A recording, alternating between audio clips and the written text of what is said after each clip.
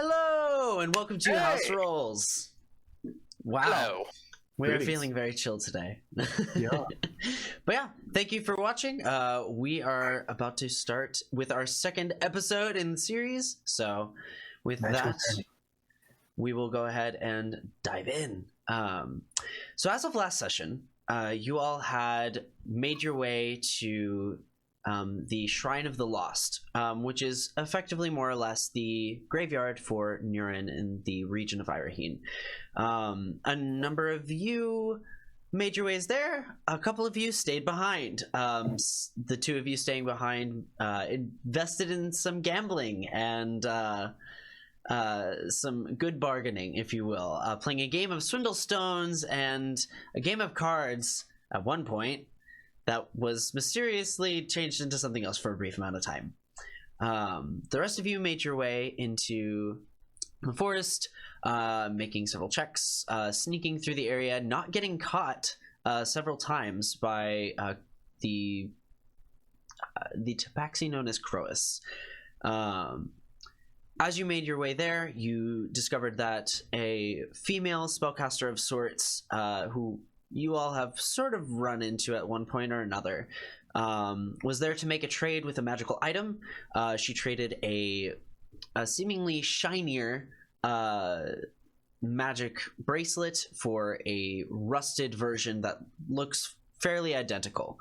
After the exchange, you all were discovered, and through an entangle spell and smoke and the manifestation of ethereal souls, you somehow managed to summon the spirit of Antoine's late mother figure, Nadine, who went to bat for you all. And as the night or as maybe the encounter concludes, should we say, you all find yourselves walking back.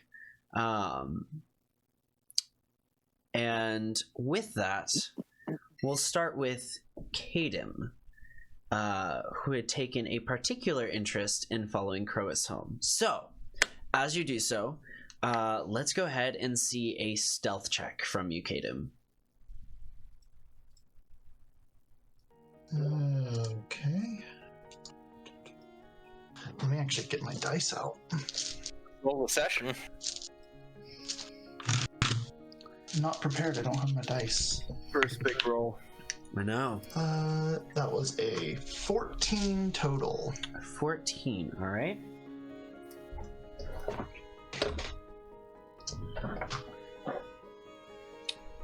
So, as you begin to make your way over to the house, you are able to watch Croas walk in, and through the various windows you're able to kind of follow his path, you know, through that mansion of his.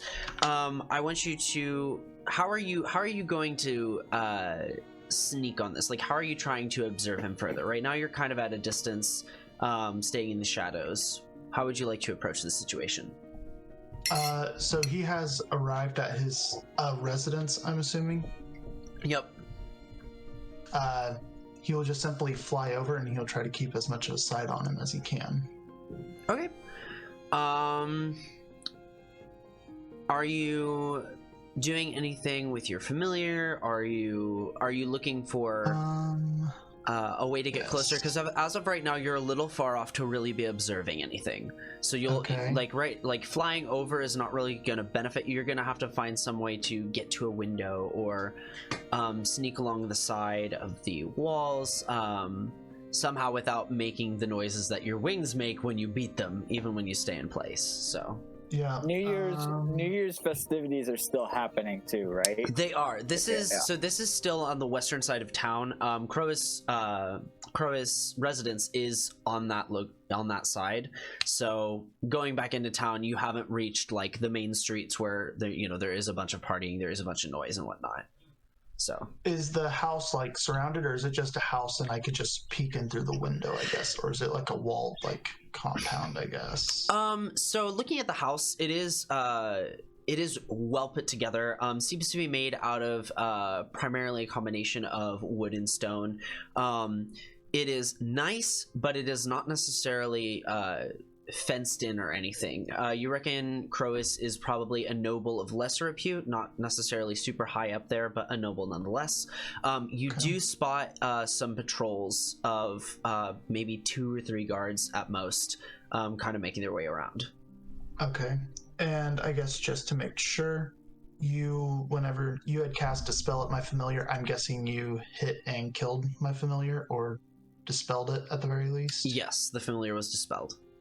Okay. So I cannot re-summon my familiar. Okay.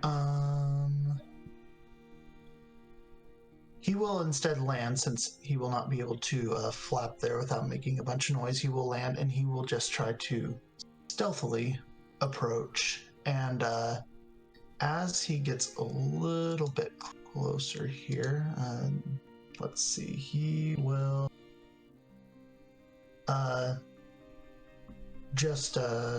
if he sees the guards, he's going to just cast minor illusion, and he's just going to make it sound like there's just some running of footsteps. Just I believe my range is 60 feet. 30 feet. So whenever he sees that, he's just going to create an opportunity to make it sound like there's running footsteps, potentially running away from the house. Excellent. Real quick, what are the components for that spell? The components, somatic and material. Somatic and material, so it's not verbal, right? Okay. Somatic is verbal, or V is verbal, somatic is body. yeah, somatic is body, so no vocals. Okay, perfect. So I'm not going to require a stealth check of you by this, as you're already hidden. So because of that, you're able to do the somatic elements of the spell without being detected. As such, you are able to create a really clever way to use this spell, and I want you to make a deception check at advantage here. Okay. To see how realistic you can recreate these footsteps. Deception? Mhm. It's only an 11. Okay, they rolled lower. Advantage? With- Oh, at advantage, right? Okay. Well, they did roll lower, still but the let's see 11. how much better. Okay. With that, you're able to create these footstep noises. The guards go kind of nudge each other. You can hear the clinking of armor. Even though it's dark, and I don't believe you have dark vision, you can still kind of see their shadowy figures head off in that direction, as, you know, is the occasional street lantern, and there is the moonlight, of course, above. So you're able to distract them. How are you moving forward? Whenever he sees that he has an opening, he's just going to try to progress forward, and he's just going to try to get near a window. He's going to try to peek in. He's going to try to overhear as much as he can. Okay. So at this point, you have taken some time to do something else. Make an investigation check to just quickly identify where he is. Are you trying to, as you get closer, and you are kind of at this point, go ahead. That investigation check will tell you several things about what you can kind of focus on. So, Okay, I got a 10. A 10. You can definitely tell Crois seems to be upstairs, and his voice is kind of sweet and quiet, if you will. You also are able to tell that there is someone nearby, like on the exterior with you. Can I see who they are? No, it's more so just like you can hear like a snap of a twig behind the wall. So it's kind of which person do you want to focus on here?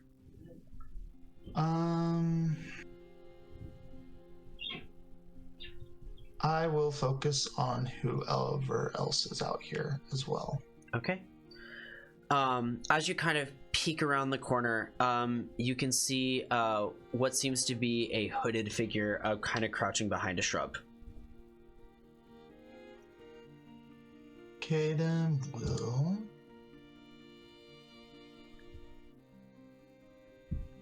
Let me see here.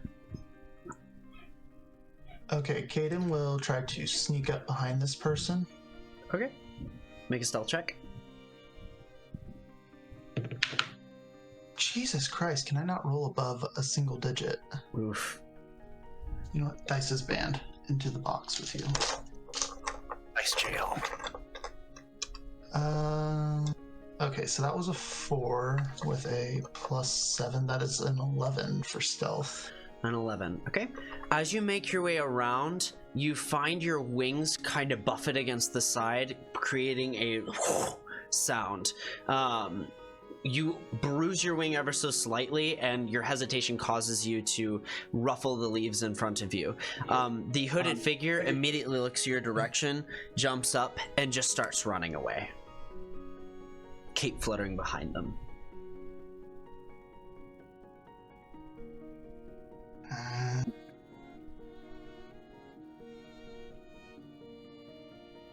I will remember this location, and I'll make sure to come back to it. I will follow them. Okay. You do so. However, as the rest of the party makes your way in, Paru and Antoine, what are you two headed up to? I'll go ahead, Antoine. Antoine's gonna go back into the celebration, and he's gonna pick up a bottle of wine for his dad. Okay. He did his work. He's done with work. He's gonna enjoy the new year. All right. Excellent. You are able to find a wine. Now, the big question here, is, are you buying from the Estrathello family or the Amarillo family?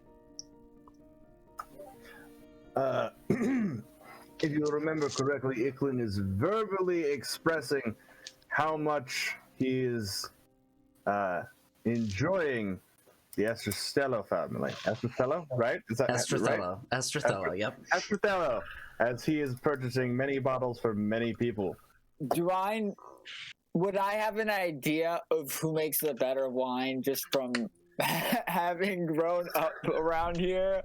You would know a and lot. probably partaken. Oh, both. you would, yeah, you get a whole spiel about these two families that you can recall just by living here. So it's not necessarily who does the better wine. The Estrathello family has been a long-standing wine making family in the business. They specialize in like the ancient kind of degrees of vintage, if you will, like the very aged wines, versus the Amarillo family focuses more on kind of fruitier, easier, more palatable wines by, you know, a lot of like the younger generation here. So that's the first thing. You also know that the Amarillo family in the last year only has really come into popularity. The Estrathello family has dominated the market on wine for a very, very, like, over a century. So I would probably buy from the Amarillo family then. the Amarillo family, excellent. The Amarillo family, yes. You make your way over, and go ahead and make a house roll for me. Woo! A D12. Isn't this the first house roll? This might be the first house roll. For those of you that don't know, we use a house roll to determine really random things within the campaign, because the D12 is kind of like the forgotten child of the polyhedral dice set. So we give some love to our D12s here. 5. All right. Look something up real quick. And... all right. Look something up or make something up. You're funny. ¿Por qué no los dos? Sometimes they are one and the same. True. That is accurate. So as you make your way over, you find that there is a more bulkier built Illithrin, definitely a lot more filled out musculature than most half-elves are. He seems to have kind of a glimmering golden tattoo almost, that it's not, it looks arcane to some degree, but he seems to be handing out, all right, gents and ladies, I have some fine wines here for you. Ah, you, sir, what kind of wine are you interested in? Well, what would you recommend? Oh, Let's see here. Well, I can tell you're a man of taste, so I assume you like something a bit more on the medial side, right? Something more, well, not too sweet, but you get what I'm getting at, right? Excellent. You are fine, my friend. All right. You are more than fine. We're gonna do a red blend for you that tends towards the sweeter side. Let's see here. Pull it up here. It kind of reaches below. All right. Here you are, sir. And that'll just be 3 gold. Hand him 3 gold. Dang. All right. Well, and the Emerald family much appreciate your gesture. Is there anything else we can be doing for you? No, I think that's fine for now. All right. Well, you have a wonderful rest of your night. We will be doing some free wine samples later here in about an hour. We do kind of a cycle thing, so you can make sure to make your way back here, maybe with some friends, and we'll treat you. Ooh, I definitely will make sure. All right. So, with that, Paru, what are you headed up to? Paru's going to look for Icklin and Orchid. Okay. I'm not even going to require a check. You can hear Icklin, as you might make your way back in, you can hear Icklin shouting from some kind of tent. Yes, all my friends, drink, enjoy life, celebrate, be joyous. Okay. Paru just kind of takes in a deep breath and kind of meanders his way over there. He, since he kind of ran like a bat out of hell from the cemetery, he's kind of pacing himself a little bit now, trying to be a little bit more calm and subdued as he's returning to them.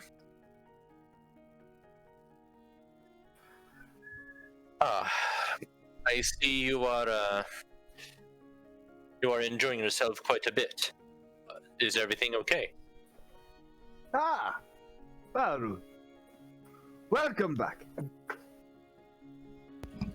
I see you've come back in one piece. Yes.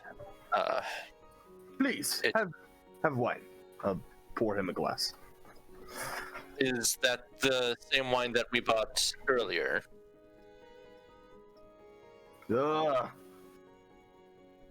Perhaps? I'm not sure at this point. Orchid, which bottle is this?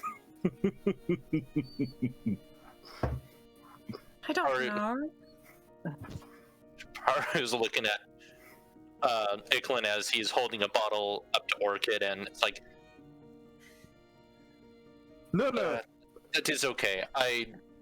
Right, I think this... I don't know.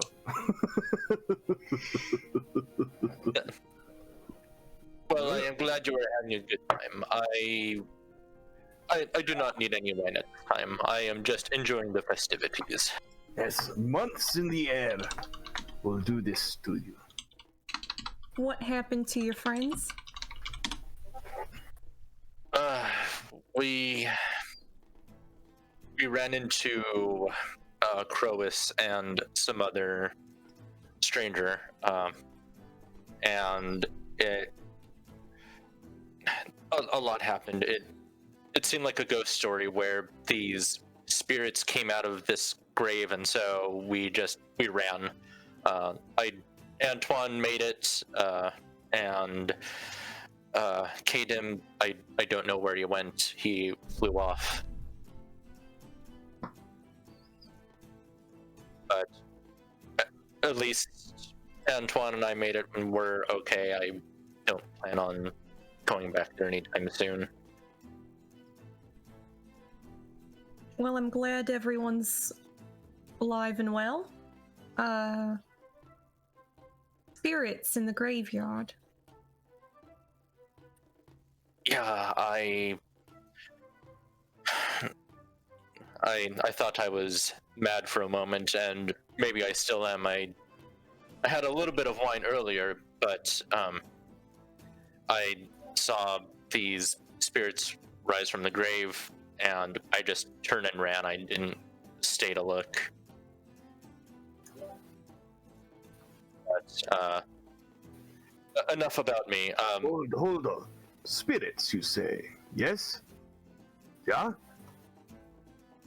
Yeah, two Touch. particular. One seemed very malevolent, and we had a few flowers, and so after Antoine and I put our flowers on the grave of someone it seemed that he know, a ghost rose from out of there and basically fought the other one away for us. Huh. I haven't seen anything like it myself. And you had nothing to drink yet? I had a little bit, that's why I'm not sure if it actually happened. I think you'll probably fine. You don't seem to have any coloration on your face. Oh, wait, that's fur. Yeah, I mean, it also could have been some bad seafood from when we ate earlier. I don't know. No. Never. Well, Never. it seems everyone saw it. Well, I think so. Antoine was running too. I don't know where Kaden left. But have you seen anything unusual? Maybe that would help me understand if maybe it was something that I ate or drank. There was a fortune teller. Wouldn't leave me alone. I think that's about it. Okay. So you didn't see anything? Don't know that that's really Yes. strange. No, we were playing cards at the gambling hall, and then suddenly I was in the fortune teller's tent again, even though I was not there. The one who stopped us on the street. What was his name? I do not know. Well, that definitely sounds unusual. Maybe it was just something we ate then. I doubt it. I've never had a bad meal from the Opal. Oh my goodness! At this point, there's a woman who comes in, and Orchid, you can hear her voice, and immediately you know this is Nyara Amaryl, who's coming. Have any of y'all seen a tall Goliath giant dresses in finer clothes? Have you seen him around? No. Paru will raise his hand. I You're not saw in school, him. aren't you?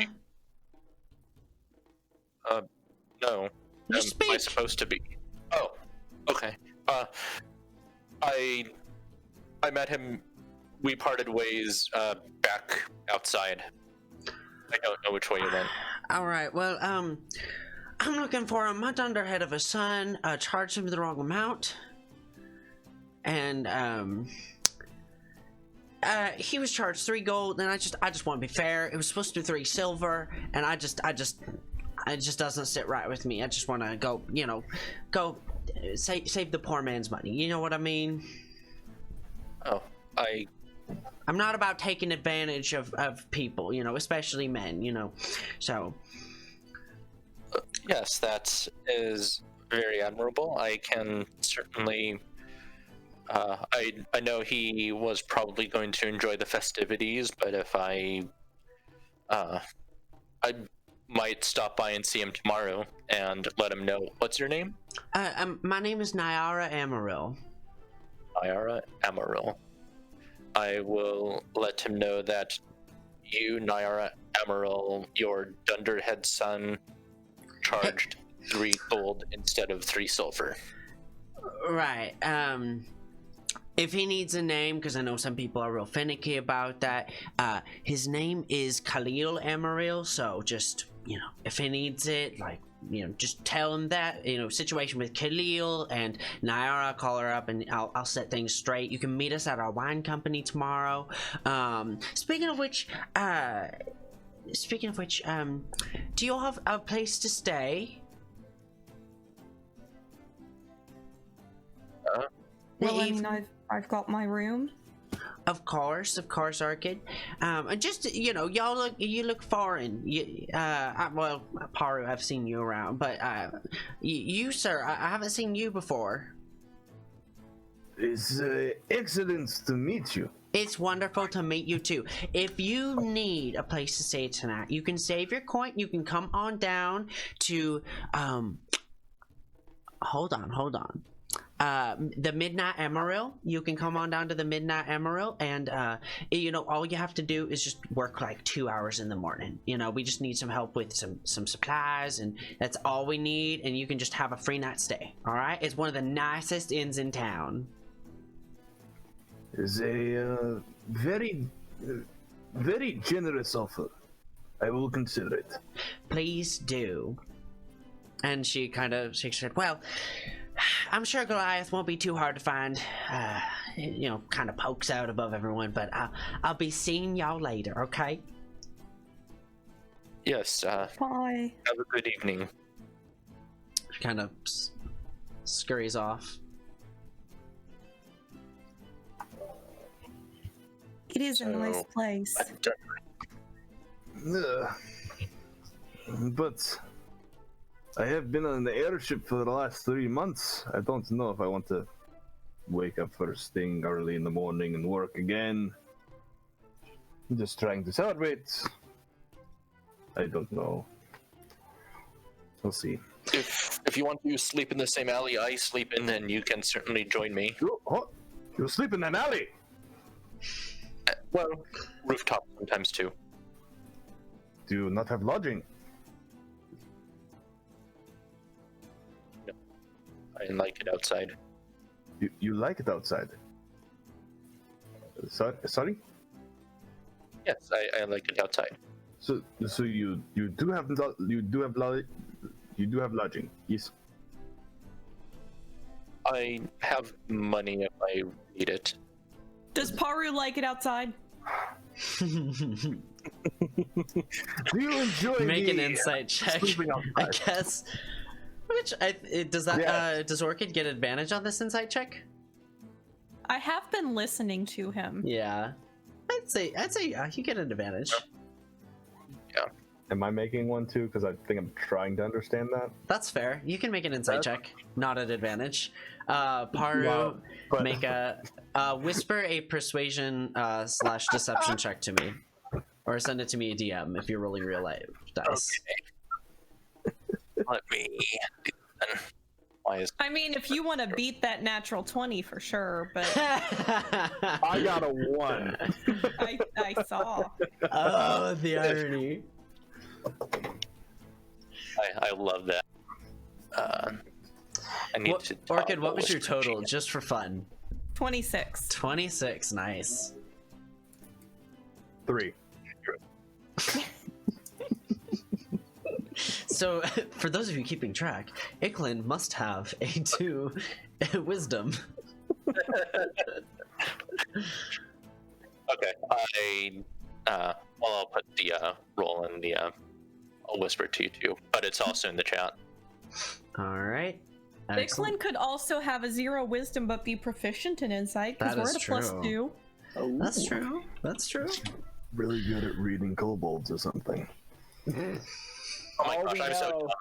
Gotta All be we with know that is that- English language. All we know is that Iklin thinks Paru really likes the outside. Like, really likes it. All right, so let's see here. And okay.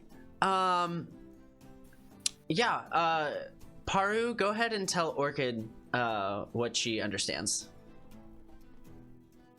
So, Paru is definitely very genuine as far as seeming to like the outside, although he may not. Some of it may be due to circumstances of not having enough money or not really knowing where to really fit in as far as finding proper lodging. So he's just kind of resigned himself to just living outside instead of trying to actually be any more integrated as far as, oh, I'm just going to buy my own house or have a hut or find some lodging where I can stay on a regular basis. But there is truth to it. Well, I mean, oh, sorry, go ahead. we could all stay in my rooms, cramped, but your alley's probably going to be occupied. All things considered tonight. That is true. I could try the rooftops too. I don't want to. I don't want to interfere if it's crammed for you. It's one night. Right. Iklin, as this conversation is going on, you swear Paru just hates the outdoors. You think he would stay inside all the time if he could. He's an indoor cat. Nonsense! You will not be sleeping outside this evening. Not under my watch. Oh, okay. We will find you lodging. Orchid, that is very, very kind of you, but you do not.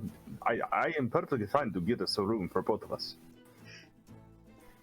Or I guess if you want to stay with Orchid, and then I can stay at that other place and work in the morning, since you don't want to wake up early. Nonsense! You stay with me. It's fine. Okay. Then feel free to lead the way. All right. Right now, let me finish drink first. Hold on. Oh, I'm sorry. Y'all going to bed? The night is still young, my friend. Sorry, I... Drink more, have more wine, and have a good night's sleep with feather pillows. Very well, I suppose I should. And yeah, especially after what happened, maybe some drinking would help me forget what happened anyways. Orchid, Go ahead and pour me a glass. of course. I'll find a flagon and pour it. Orchid, would I know where your room is? Is it in what location? Is it the inn area, or is it somewhere else? According to Cal, it's the Midnight Amaryl 2.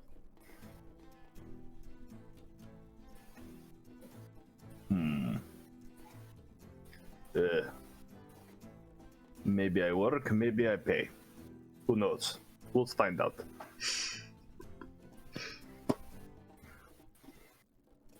Yep. All right. So the three of you resign or make a decision about the evening stay. Meanwhile, going back to Kadim.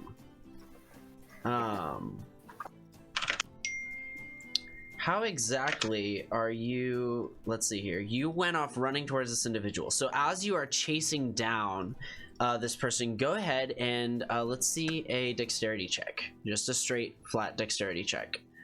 Okay. To keep up. Because of your, are you flying? If I'm trying to gain on him, so I would probably start trying to take off. Okay, if you're flying, I'm gonna give you advantage. You are going to be noticed, though. Fine. So I would figure we're running through the streets. I figured we'd get noticed anyway. yeah, fair enough. Okay, that's a 16. 16 stays. Okay. So that is a 20. All right, excellent. So you are, you can tell you're slowly gaining on them. The wings just almost catching a little bit of an updraft as you're making your way through these alleyways, chasing after them. Pretty soon the hood falls off, and you see the similar hair kind of flowing out behind them, and you recognize it's the same feminine figure that you met from before. As you are headed down the alleyway, you can tell they mutter a few words. You have a reaction here because you're close enough to hear this. What would you like to do in reaction? Do I recognize the words? Is it a spell that I've cast before? It is not a spell that you've cast before. Okay. Actually, make an Arcana check. I'm good at those. Arcana, that is a 15. 15. Okay. Make a perception check as well for me to see how well you can hear these words. Because you're close, you can hear them. Let's figure out to what degree, and then you can use your Arcana skill to further define what this said. Do I get to use my target insight feature?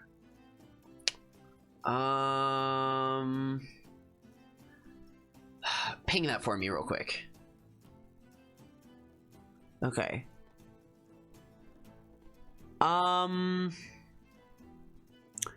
It's not visual, it's aural, so I'm gonna go with no. Okay. Alright, that one I rolled was a perception, that was a 9. Okay, 9.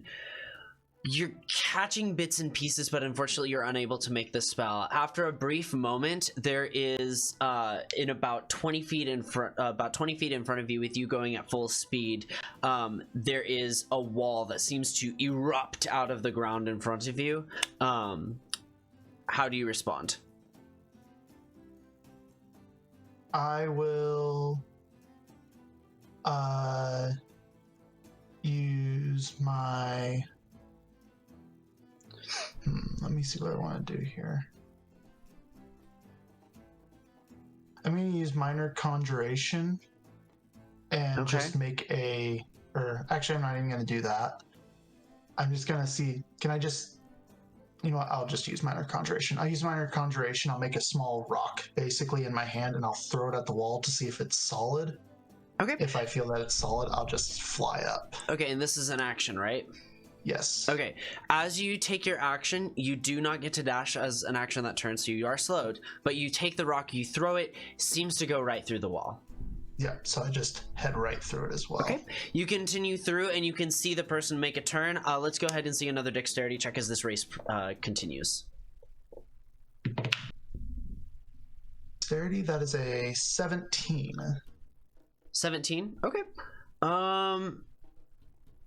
You are continuing to gain on them, and as you do so, there are a number of individuals that they kind of bump into, falling over, allowing you a moment to land and confront them within melee range. Do you do so?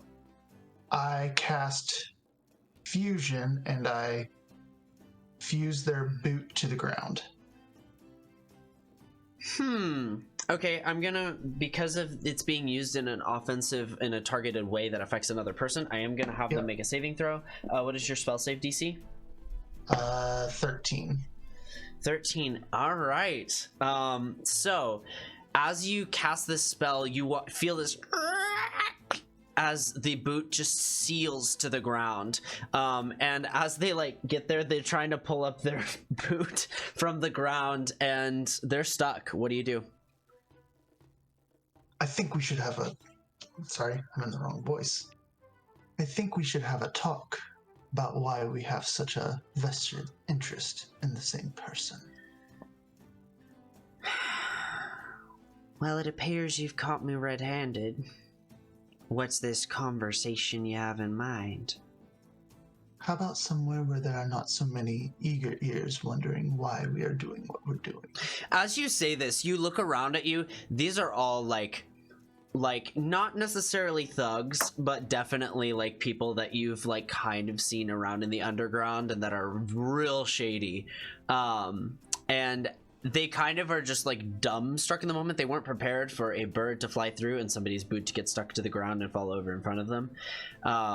She says, "Couldn't agree more." And she snaps her fingers and casts a thunder wave. Make a Constitution saving throw. Trying to take me out. Thunderwave, Jesus Christ. This might kill me. Constitution? That's a 13. Oh, saving throw 13 still. 13. Okay. It is a high DC. So you are gonna take the full damage. See my dice here. Wow, that's okay. That's 4 thunder damage, and because you failed, you are pushed 10 feet away. I'm not gonna force initiative here because she's just looking to get rid of these other individuals who, as you can see, kind of start getting up and running away. How would you like to handle this situation now, after taking damage and being pushed away as a crash of thunder erupts from her? For the split second, he'll draw his hand crossbow real fast, just making sure she doesn't do anything else. Mm-hmm. She attacked him. He's gonna defend himself. Just like he's gonna look around and see them running off. Am I just a happy bystander in this exchange? Sure. She doesn't seem aggressive now. He'll pocket it away for the moment. And she kind of looks down at her boot. Oh, and he just waves his hand and ends concentration. Thank you. She kind of dusts herself off and gets up. All right, now, what is it you want? What is your interest in Croas? I have an interest in a lot of people here. Well, so do I, but it seems odd that our interests align. And besides, you clearly owe me one. Make a persuasion check here. Not good. That was a natural 3. I think I owe you nothing. You interrupted some business of mine. Not to mention you've put yourself near the crime, which was not smart on your part. I was running through the alleyway. You were flying through the alleyway, and people are going to remember you far more than they remember me. Fair.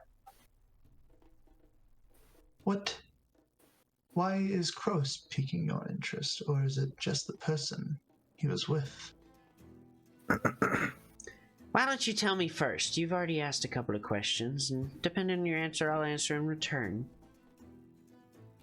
Well, I'm just being paid to figure out what he's up to. He's been seen doing some rather shady stuff recently.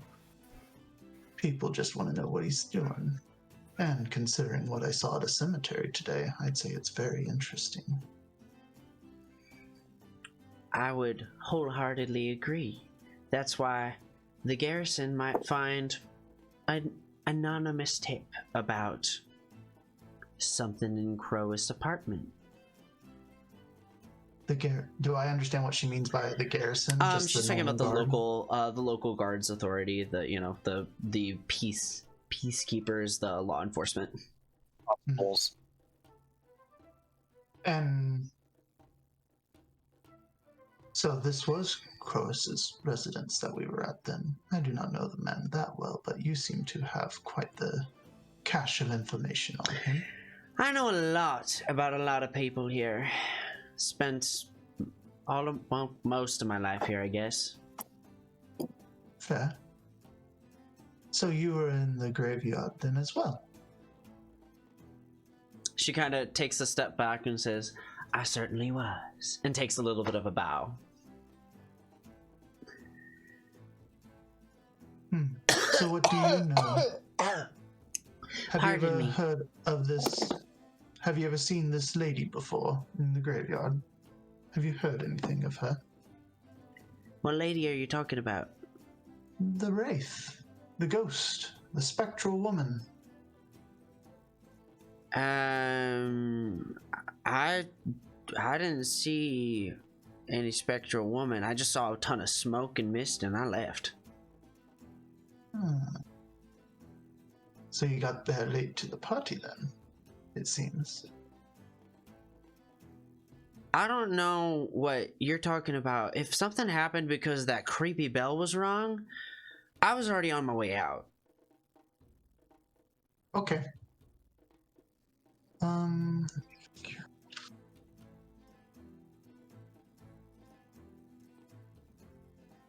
You can tell she's getting Who was antsy, kind of looking around, making sure that they aren't being followed. Or aren't being tracked, shall we say. I just have one more question. Who was it that Kroos went there and was talking with? Do you know? Are you talking about me? I was the person he made the exchange with.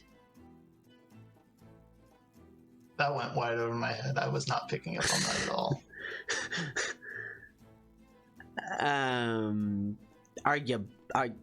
Can you see okay? Do you need a pair of spectacles?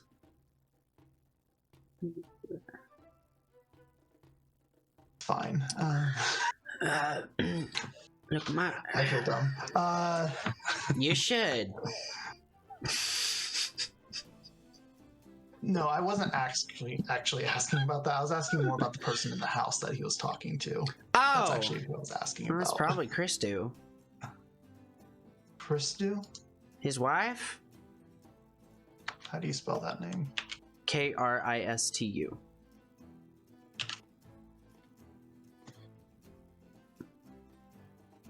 Interesting.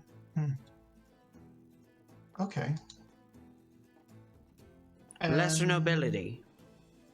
Yes. You didn't hear? Have you not heard about the rumor about them? What rumor?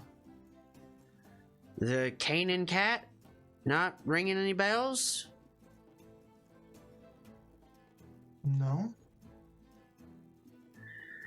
There was this whole talk of the town a while back. Some druid boy came up and charmed this noblewoman named Christu, and something went south. Nobody knows what exactly, but she dumped his ass and took on a new suitor by the name of Crois. It was all over. Everyone was speculating about it.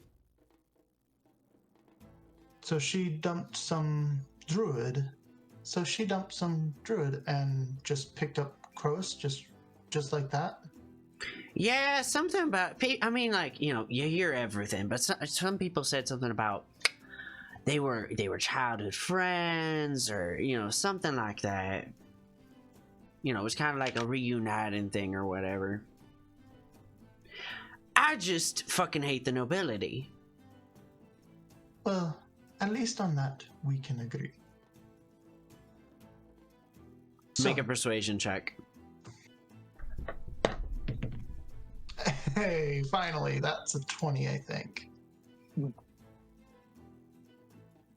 Well, then we might be able to do some business together.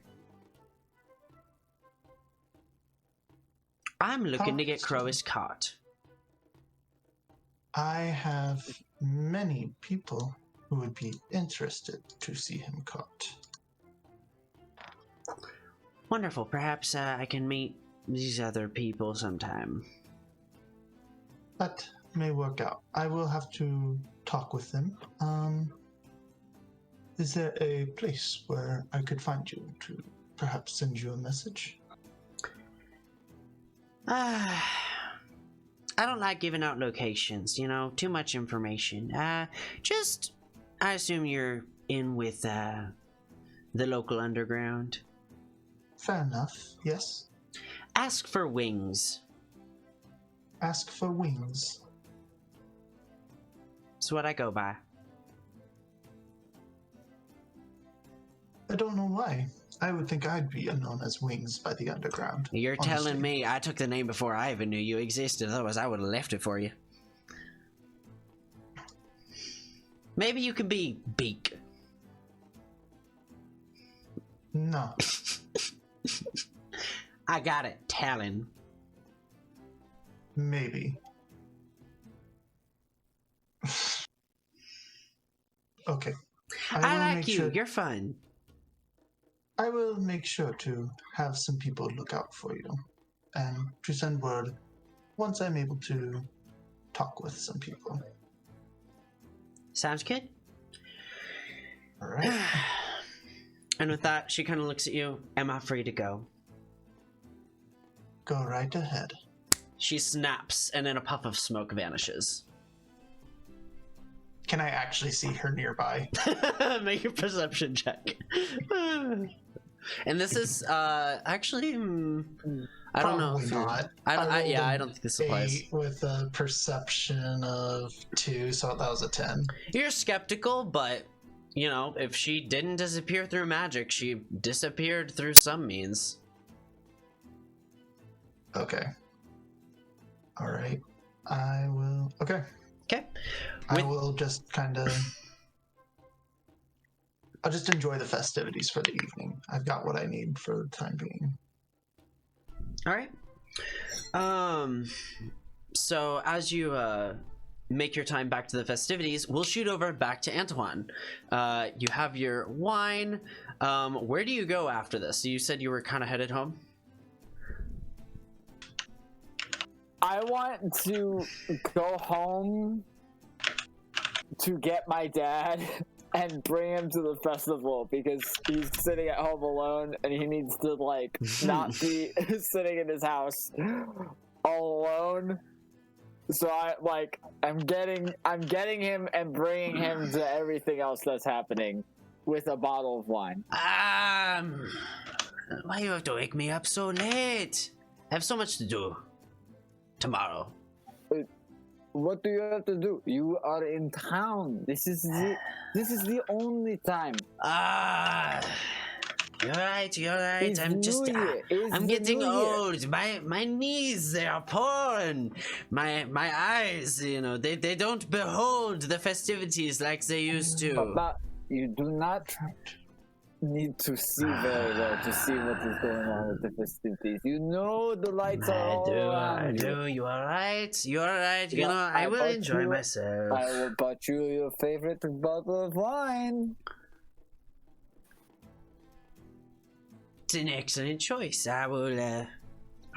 Switched into southern there. That was a problem. I will take some of that wine with me. Come on, let us go. Let's go enjoy the night. It's still young. Fair enough. Fair enough. Do you have an activity in mind that you want me to partake in with you? Wherever you want to go, I will follow you. Well, there's wine. There's always let's see. It's been a while since I've been to some of the festivals. Come on, let us get out of the house at the very least. Come on. No plans. No plans. We will make them up as we go. Alright. Fair enough. Fair enough. And he makes his way out with you. Kind of going through the street. He's a bit slower than you. He is getting up there in age a fair bit, but fully in control of his facilities. And you guys make your way to the festival. Eventually, as you make your way kind of in, you can see that there is a more curvaceous woman in these kind of green silks, wearing kind of a little bit of a scarf around her neck, and she's carrying a wine glass going around. Has anyone seen her? Oh, you! And you know what? You have just the face that he described. I need to return some money to you. My son cheated you, it was by accident. It wasn't on purpose. His name is Khalil. You can take it up with us in the future, but I just wanted to find you. Here's money. It was 3 silver, not 3 gold. Don't let him do that to you again. Oh, is this for dinner? Oh, no, you keep this. No, Keep this was for your wine. Are you sure? It is for you. Well, at the very least, you need to stop by the Midnight Emerald tonight. I'll just supply you a room. No questions asked, all right? It is all right. I have my own home in the city. It is the nicest place in town. You should surely come. Treat yourself tonight. Papa, what do you think? Should we go? Why not? Then let us go. We will be sure to come by. Please do. I would much appreciate your patronage.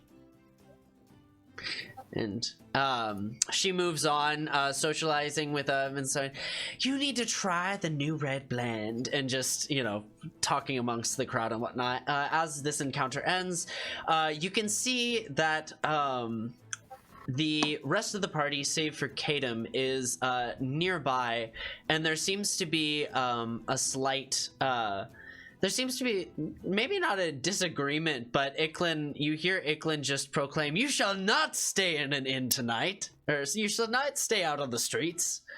Oh, I have already taken off my makeup, by the way. So I am Mimi. Oh, you're you. But Gotcha. I'm still wearing darker clothes, so. Of course, excellent. Yeah, you had your little, you know, your facial cleansing routine back at the house. No facial. I literally have like a napkin that I just like wipe the shit off with.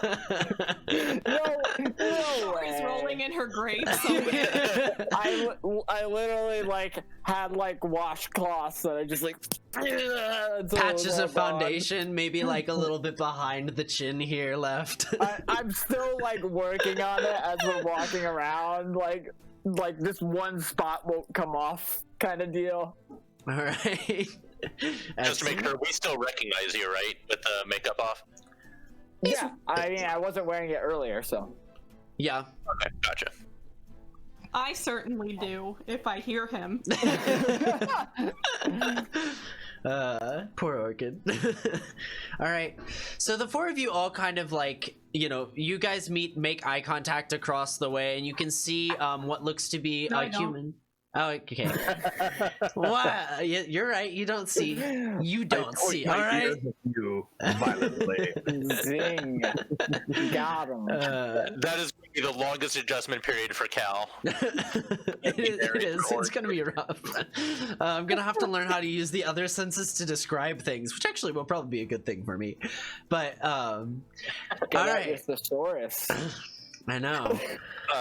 Haru, upon seeing Antoine, he kind of cocks his head up and puts up his paw and tries to get his attention to like flag him over.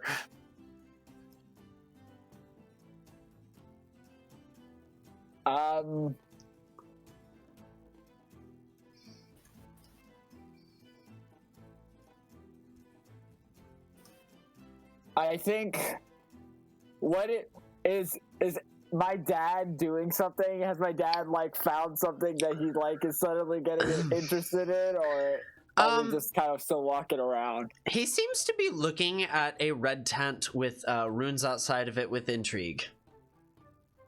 He's gonna go to the fortune teller. Stop him. No. Wait, is it the same fortune teller tent? Is it the same one from earlier? I forget. Was it Antoine who went in there? Yes. It was Antoine? It's the same tent. The old guy. Okay. No. I'm going to like put a hand on my dad's back, and we're just walking around, just not gonna go in that tent. What the oracles are so fascinating. Papa, they don't know anything. They just tell you things that make you like you're. It sounds very nice. And... Have you ever gotten to one that just you found entertaining, so? I mean, sure, but... I mean, humor them, bring them along, you know, go along their trip with them and make fun of them by accident. Oh, no. Yes, but... It's more fun, at least if there's a crowd, you know? It's not something you do like a one-on-one and then you're just sitting there laughing on your own. You're saying you're not coming with me? You know what, Papa? If you want to go. The night is yours. The night is yours. I'm too old for this kind of thing. Maybe I'll just. You are, Papa. Do you want to go? If you want to go, you can go. Maybe later. Maybe later. All right. How about let's get a few more drinks in us first. Yeah, yes. More drinks. And kind of make your way over. Cool. You guys can see Antoine conversing with a human man who's got kind of a salt and pepper kind of beard. The hair is like short, trimmed, crew cut on top, and he's built. You can definitely tell he's older, and he probably does some kind of physical labor to be in this kind of physical condition. That being you can definitely see the little bit of a beer gut on him, and he's kind of, there's an element of almost Santa Claus kind of vibes from him you get.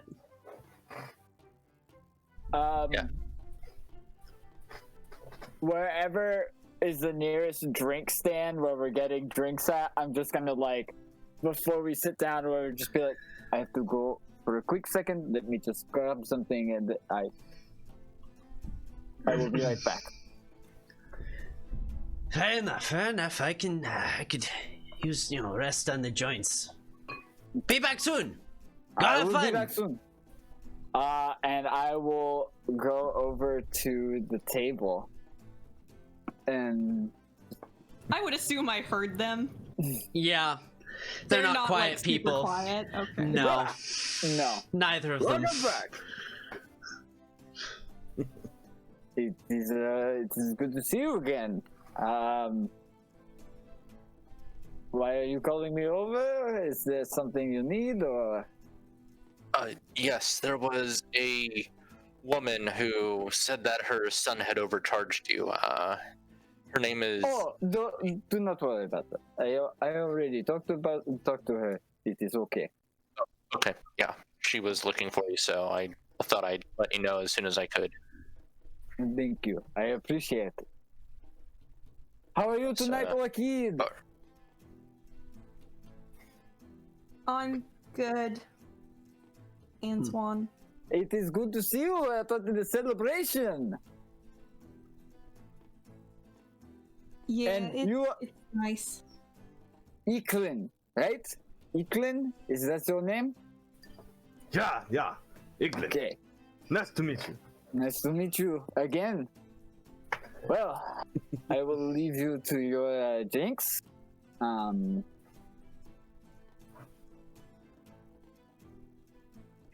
Okay, are you okay? Or Yeah, I'm fine. insight check. Go for it. Insight and Orchid. I imagine this is a deception check, right? That is not very good. Maybe I already started to drink that wine. What is it? I have a 10. Orchid? 12. Low rolls, man. Okay. She seems okay. Well, if any of you need anything, you're free to ask around. You know what? She's Okay. more than okay, especially with you around. Well, Well, so I bid you gentlemen good day. Monsieur, good day. Good evening, bonsoir.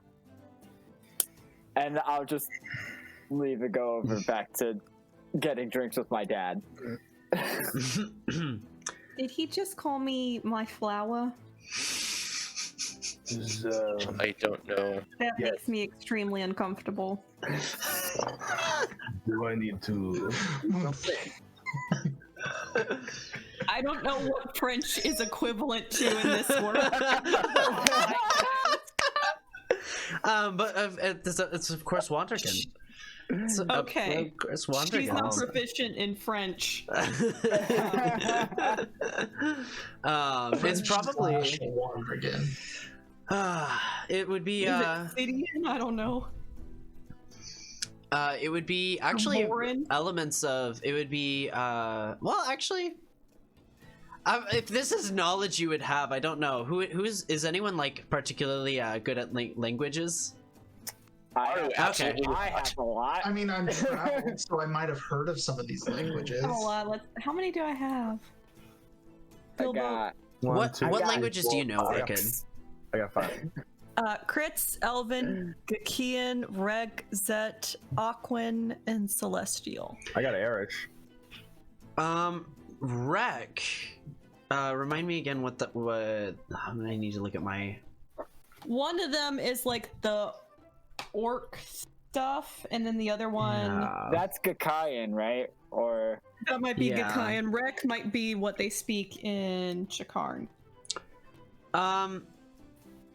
Yeah. Rec is a specific dialect of Gakayan. Yeah, one of them is a dialect, one of them is the main language. Right. Okay.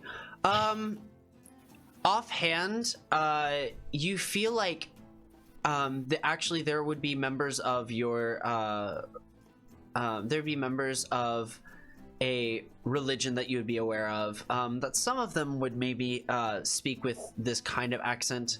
A lot of them would come from the wandering tribes and the nomads of the Wandergans. You know that there's sometimes it bleeds through in the languages of Giant and Primordial, and specifically in Aran. So what you're saying is I know he called me my flower. yes, vaguely. Okay. Orchid knows as much of that language as Lindsay knows of French. So What was Orchid's reaction? disgust. yeah. I will say that. I mean, it could have been a really poor attempt to say like your name in a native tongue. Because No, it wasn't. hard. All right. It wasn't. Orchid knows Antoine better. Antoine knows Orchid. Can I Paru, sense your discomfort? you can make an insight check to sense I would discomfort. love to do that. Yeah, I think Mara would check too. No, everyone's having fun. There's Great. 0 discomfort. I'm having a great time. Paru. Looking for my Astasal- insight. Oh yeah. Insight. Remind me again. What is this for? To see how uncomfortable Orchid is around Antoine. I would say the two of you are acquaintances. You've known each other for a little bit of time, and you have an arrangement. I would say you're able to tell. Pardon me. You're able to tell that she is relatively uncomfortable. Orchid, are you okay? You don't seem comfortable around Antoine. Well, he's pretty annoying, to be honest. Oh, I haven't noticed. And they say I'm the blind one. I've asked him for help in investigating, and he has been helpful, so I can't really say that he has done anything to annoy me. He's been very helpful. It doesn't mean he's not obnoxious. Well, that is possible. Would it be I a just- problem? What was that? Would it be a problem? Oh, he's harmless, I think. Yes, if my acquaintanceship with him is a problem, I would rather know now.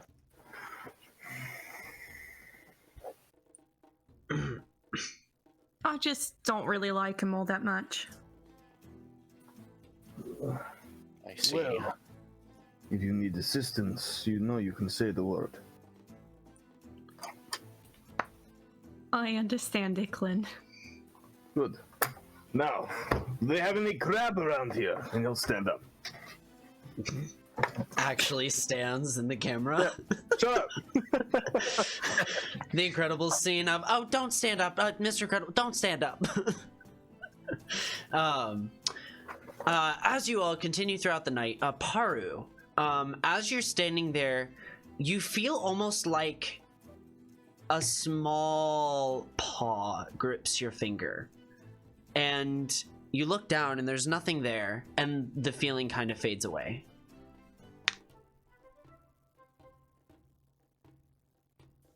It was weird.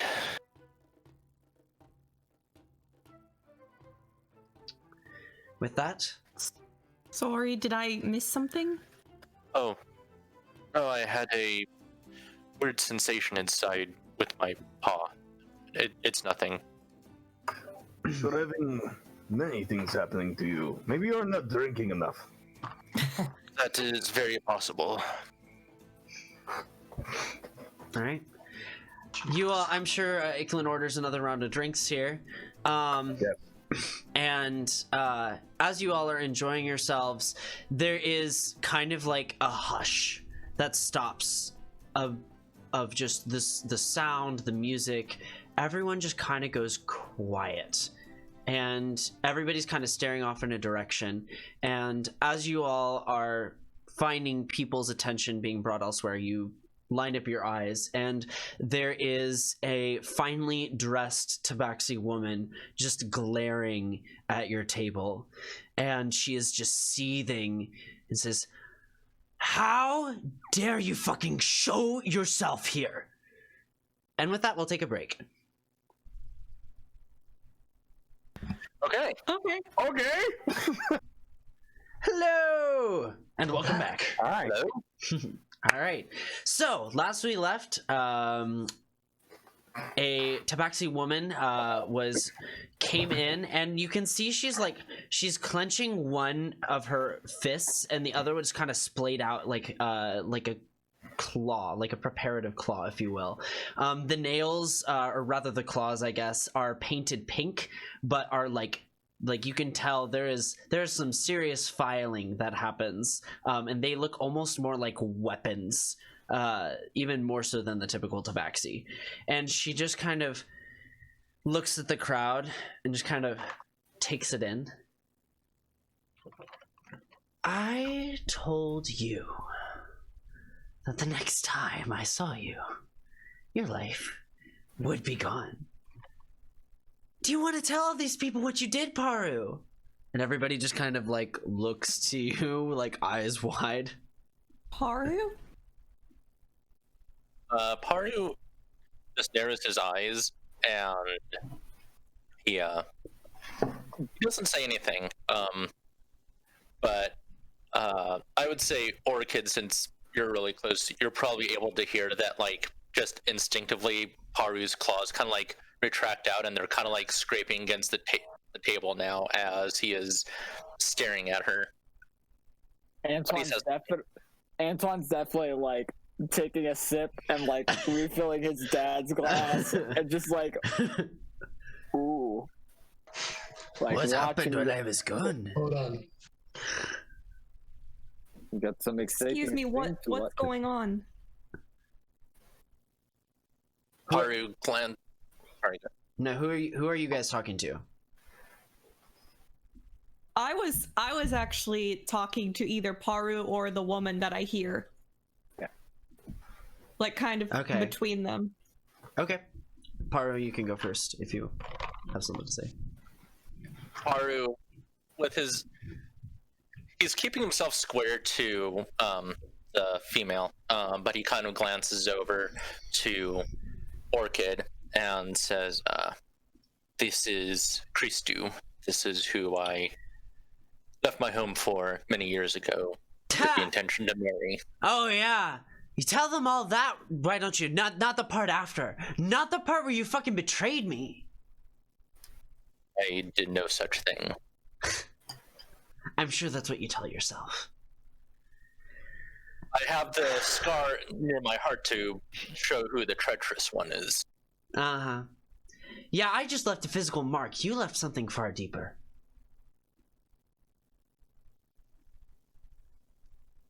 when what did I do supposedly that was so treacherous? Oh, you wanna act dumb? You wanna play coy? No, I want to hear you say it.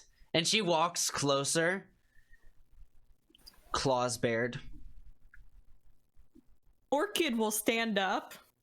Oh, you're gonna have your female friend do your fighting for you? No, I'll stand up as well. It's just like She it just laughs keeps even. going. She laughs even harder. Bar, it please. seems like you've surrounded yourself with friends to protect you because you can't protect yourself. No, please, let's lower the hostilities. There's no need to be violent.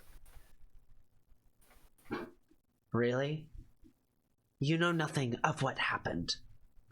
I would really No. rather you stay out of the way. This is you're between him and I.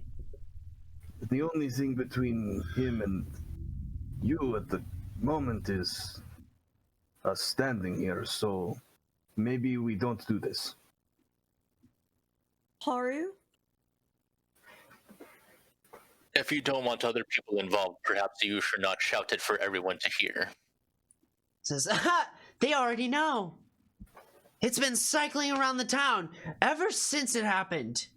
And she kind of walks in. You can see most of you now recognize Crois, who kind of like slinks in the background, and he is like, he has this face of mortification on him right now. Like, he is at the very least surprised on what's going on, and he kind of comes in like a little quietly. Is he wearing a covering, by the way? Oh yeah, 100%. Okay. Yeah, 100% wearing the collar that kind of goes up. His is kind of styled almost like a zigzag lightning bolt fashion to cover his ear. The structuring on it must be pretty well done, you imagine. Kind of comes in. I guess the question, Cal, is does Paru know about what's been cycling around? Yeah, a little bit of everything, to be honest. This is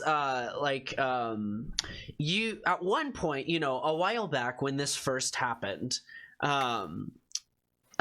there was a cycling of rumors, like people, Christo is nobility, like she is known. She's not, just some random person, even if she is on the lower spectrum of being a noble person, as is Cross. They're both kind of in the same field.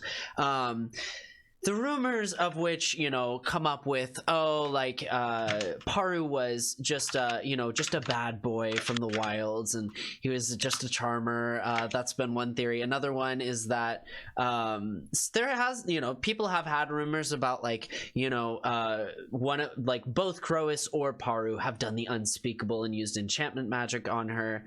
All the tales range from everything you can think of. It pretty much has led just about everyone to have an opinion of whether they dislike Paru or whether they dislike Crois. It's kind of like so, you were talked about, and it's kind of it's passed Paru. over. Yeah, exactly. That's exactly what this is. Team Paru or Team Crois? Choose your side, weirdo. Get the merchandise now. All right, so yeah, Paru, he kind of glances around, and he will simply say, Christu, all I can say is that night that you stabbed me and your guards threw me out the window, I was going to propose to you. And I have no knowledge of enchanting magic. And I think my friends here can attest that I'm not that charming. Make a persuasion check with disadvantage. It's more about the nuance of what you're saying rather than what you're actually saying, if that makes sense. Sure. Yeah.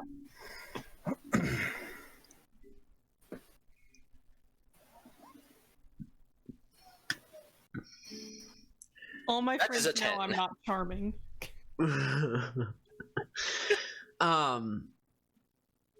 As you say this, she stops for a moment, and at this point she's about 10 feet away from you, and whoever's in between is somewhere in that like 10-foot space. She says, look, I understand why you might want to keep some things secret, okay? So why don't we just settle this with a good old brawl, all right? Claws included.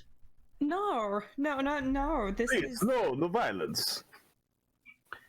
Yeah, meanwhile, there's kind of like, there's a crowd kind of gathering, almost kind of like middle school style, making a ring and kind of like fight. Yeah, kind of this thing going on. You're forgetting most of this population is entirely wasted, so like common sense is out the window. Oh yeah. Oh yeah. No, when Icklin gets drunk, he doesn't want any fighting. He's like, no.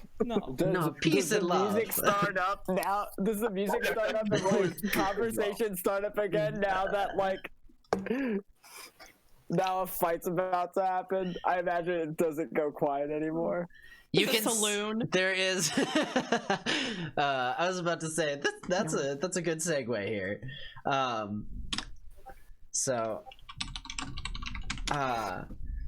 As this all is going on, you can see there are a couple of minstrels kind of in the background that just start playing an upbeat, rhythmic tune in the area.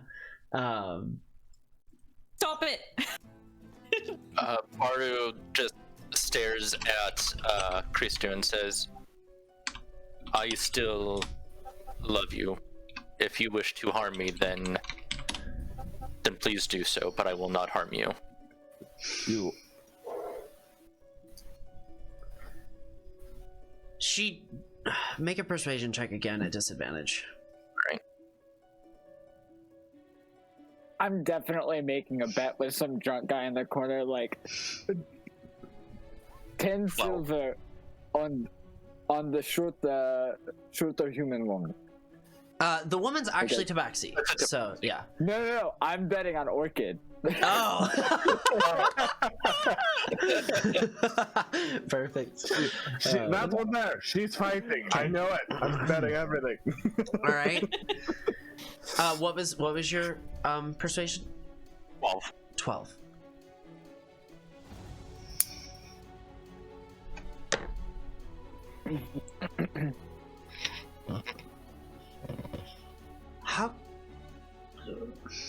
How can I know what you say is true? Well, you said you no longer loved me because I was not ambitious enough. Me not wanting to conquer and defeat you should show that I am still not ambitious enough, apparently.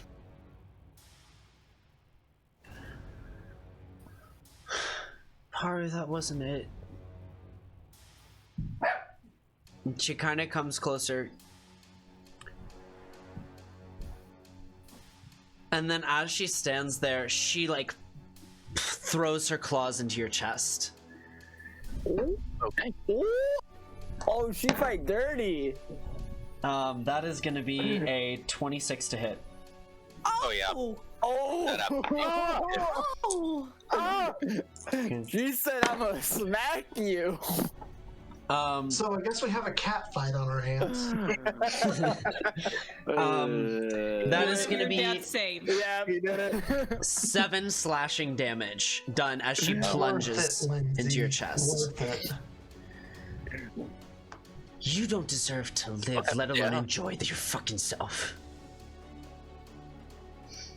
So, I hold my action to see what Orchid does.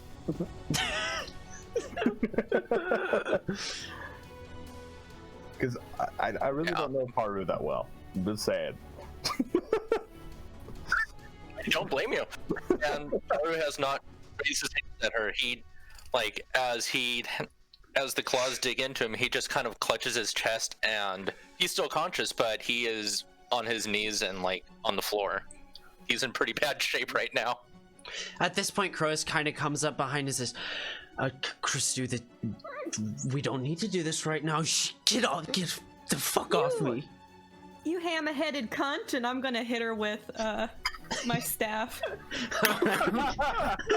Did she say while covering her mouth? Yes. Okay. All right. At this point, then everybody roll initiative. Then I'll make a reaction. I'm not rolling shit. I'm action. watching this shit. As I was holding action, she decided to engage and hit her. I will go and I will grab. Nat 1 for initiative. Damn. Okay. Oh, I whispered that. I'm sorry. Oh, it's all good. Let me fix that. So I'm gonna Do I grab. still get to hit her first? Oh yeah, 100%. Am I there? Yes, you. I will say at this point. Sorry, I meant to mention that as Croas came in, you kind of like walked in after Croas kind of made his way over to her. So you're there. You do get to roll initiative here. Go ahead and roll. That's a 22 to hit her. 22 to hit her. Yes, 22 does indeed hit her. That's 8 damage. Lightning. Lightning? Yes. All right. As you strike your staff across her head or something. I don't know what I'm aiming for. I don't know how tall she is. Well, you said hammer-headed cunt, so I'm assuming it's probably. We'll go with the her. head. I like the flavor. I'm just grateful Orchid didn't me. You watch as Orchid wields the staff and a thundering just erupts as her staff collides with the head of this tabaxi woman, and you can hear this just crack as she just kind of falls to the ground, gasping hard. She's still conscious. Wait. So I grab Paru, who went to his knees, and I'm gonna drag him backwards. Because that was gonna be my reaction to her.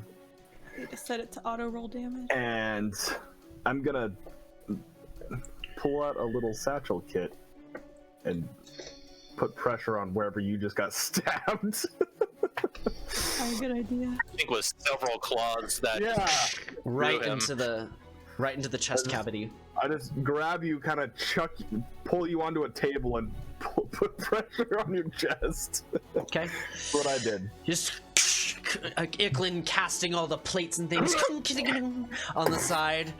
As this is happening, Christu reels back for an attack. Let's see. Icklin has done something. Let's go 20 and above. Who's got a 20 and above? Icklin has 19. I have a 21. Sorry, 20 and above, right? Okay. 21. 21 for Kadem. All right. And then anyone 17 or above? 19 for Icklin. Icklin. Okay, excellent. And then anyone let's say 10 to 16. 12. Okay. For Paru. And then we have 5 to 9. Below 5. 1. Oof. I have to figure out where the bitch went. Smacked her across the side, and your senses just wait. What happened? Wait, where'd she go? Electricity is everywhere right now. All right. So, as this happens, Kadem, you are first in the initiative order. What are you doing? Can I tell if she's wearing those bracelets that... Yeah, I was going to make you roll a perception check. Since you're looking for it, you immediately notice this same exact bracelet from earlier.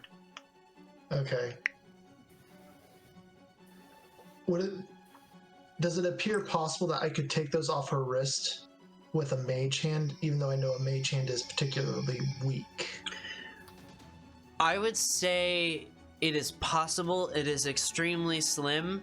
And you are a studier, less, you haven't done a ton of practicing magic, but you have read a lot about it. So go ahead and roll an Arcana check for me as you're thinking about this. Natural 20. You would 23. Based off of what you've seen before, the bracelet that was traded, if they look identical, right? You're guessing this magic there are elements of it that are sustained by wearing the bracelet, but there are probably some that are just going to stick on that person.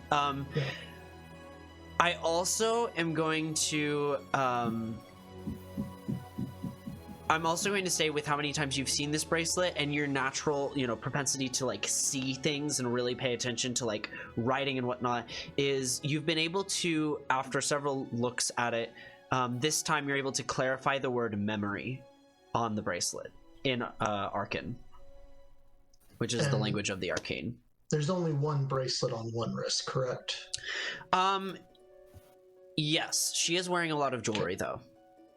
Okay. All right. With that, I am gonna. will. Let's see here. Yeah. Yep. Go ahead. I will start making my way through the crowd, and I will try to shout at Icklin to. Icklin, grab the bracelet. Take the bracelet off her hand. And he'll use minor illusion and create just a small fog cloud around her head, basically. Minor illusion to create a fog cloud around her head. Okay, so effectively, blinding her as long as she stays put. Okay, interesting. Yeah. Interesting. Okay. You put a mist erupts around her head, and that is your turn, correct? Yes. All right, making your way through the crowd. Hey, watch where you're going. Icklin, your turn. Hearing that, and she's wearing a lot of bracelets, right? She's wearing a lot of jewelry. Okay. She's wearing one bracelet. She's wearing a bracelet. Have the napkin pushed firmly on Paru and say, "Put pressure, I'll be right back." And I'll nod excitedly, and then I will tackle her. Okay. Make a grappling check. Grapple check? What is that? Just strength attack. Mm-hmm. So strength attack? What? Okay. I think that's just a strength roll versus a strength roll, right? Yeah. Yes. Is it contesting strength roll? Yes. Of course, I don't have Volos on me. And her strength is going to be, that's going to be a 16. I got a 14. As you tackle her to the ground, she kind of lively slips out, and she kind of like rears for an attack on you as you are prone on the ground. You do have a bonus action and movement. What are you doing? Bonus action and movement. Okay.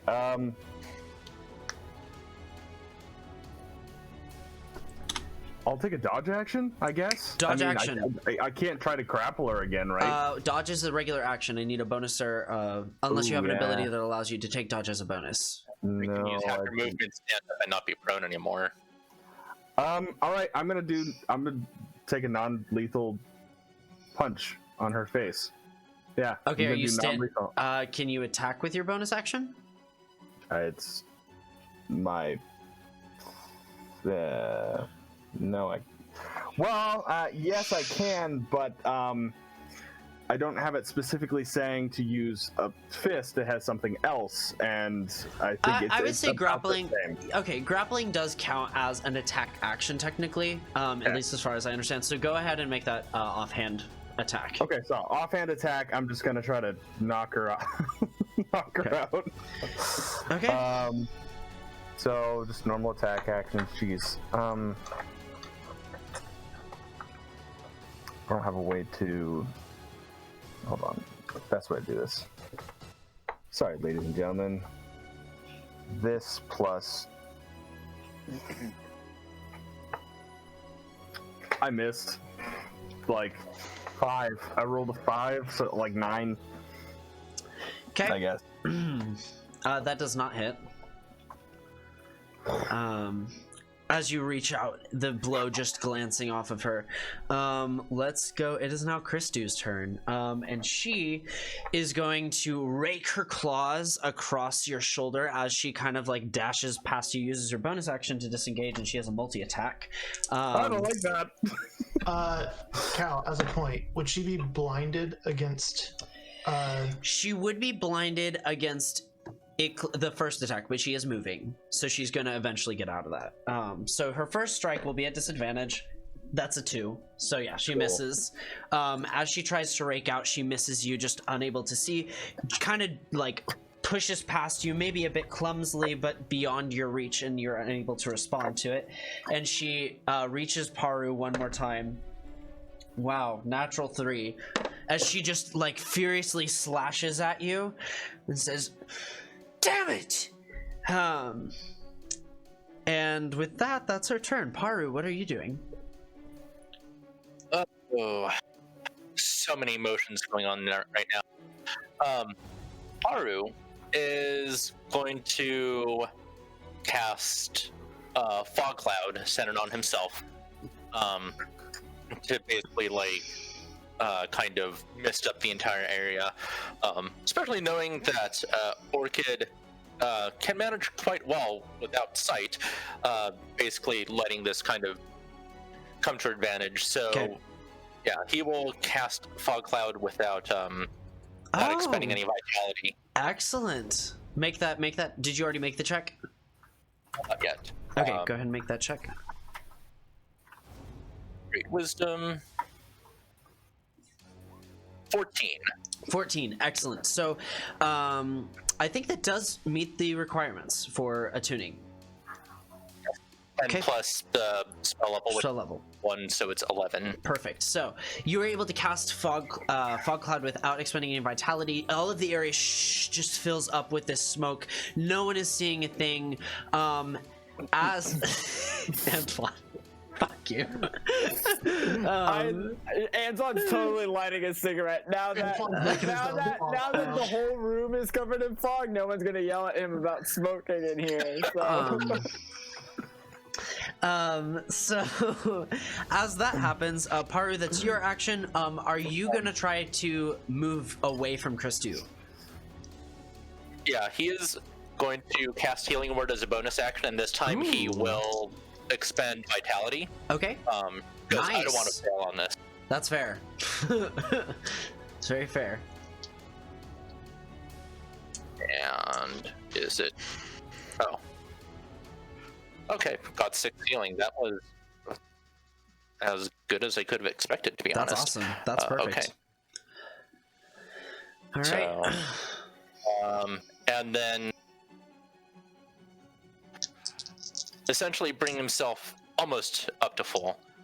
He is going to stay within the fog cloud, but he is going to get out of range of Christu. Okay. So if she wants to take attack of opportunity, then Yep.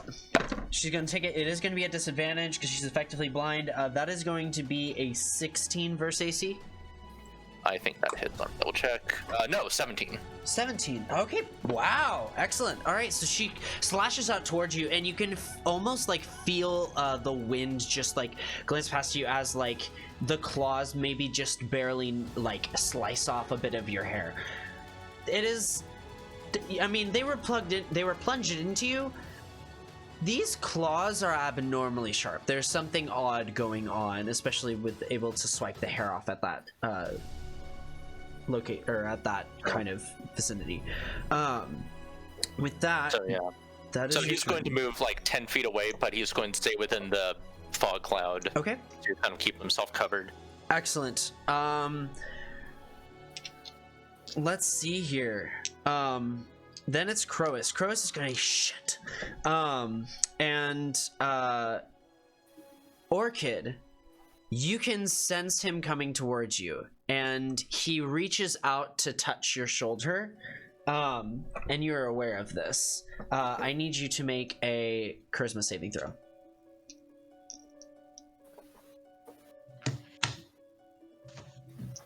4.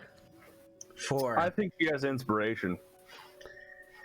I honestly like Are we not doing that? Like, how do you want to?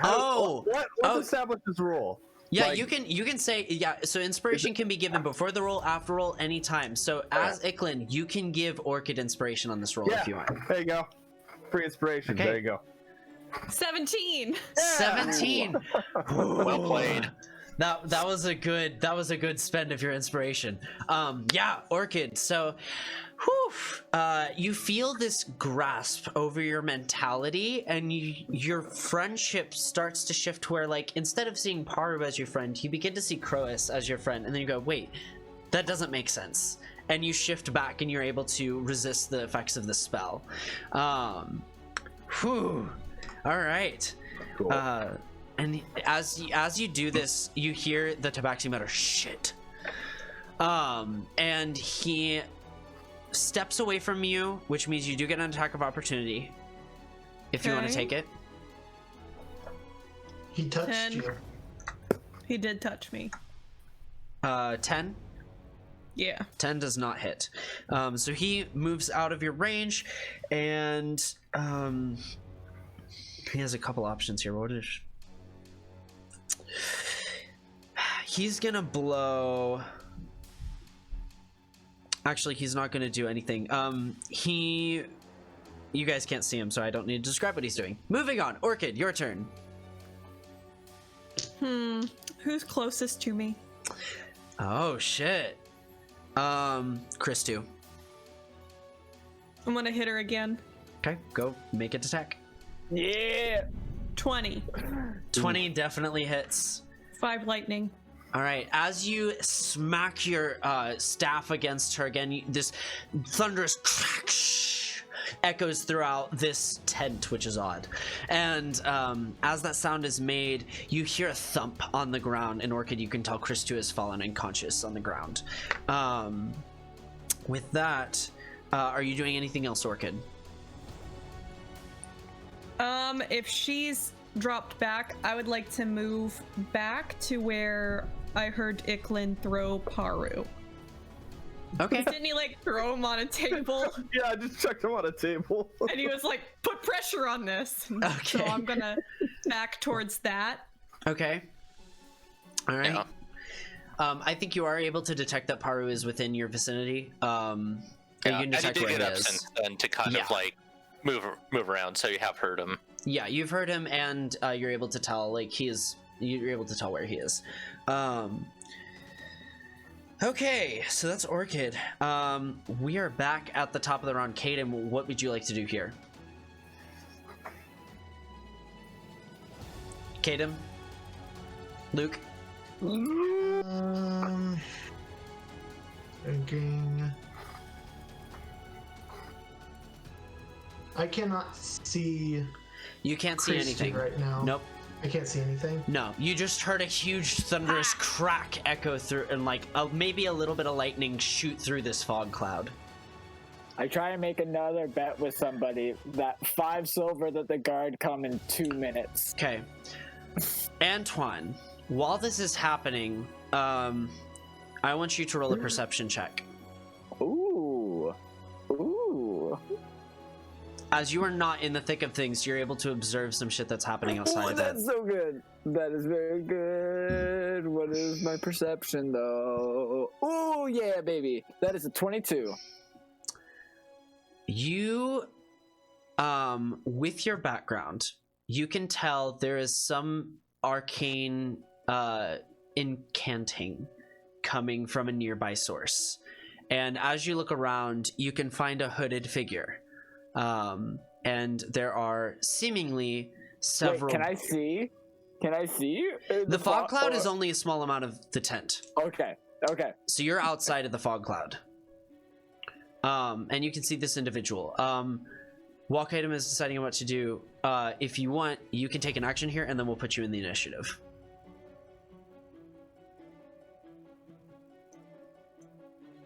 I'm not gonna do anything yet. I'm just gonna watch. I'm gonna watch and see what. But I'm keeping my eye on this guy. Okay. All right. Excellent. Since I can't see in the fog cloud anyway. Mhm. But I probably heard that somebody got the shit beaten out of them. So You heard two thunderous cracks, and you saw the first Yeah. one was Orchid hitting someone. So yeah, so Orchid probably beat the fuck out of somebody. So now I'm watching this guy until that all clears up. all right, you notice they are holding several rusted bracelets. With that, Kaden, what are you doing? Kaden is going to. Oh, let me think about what I got here.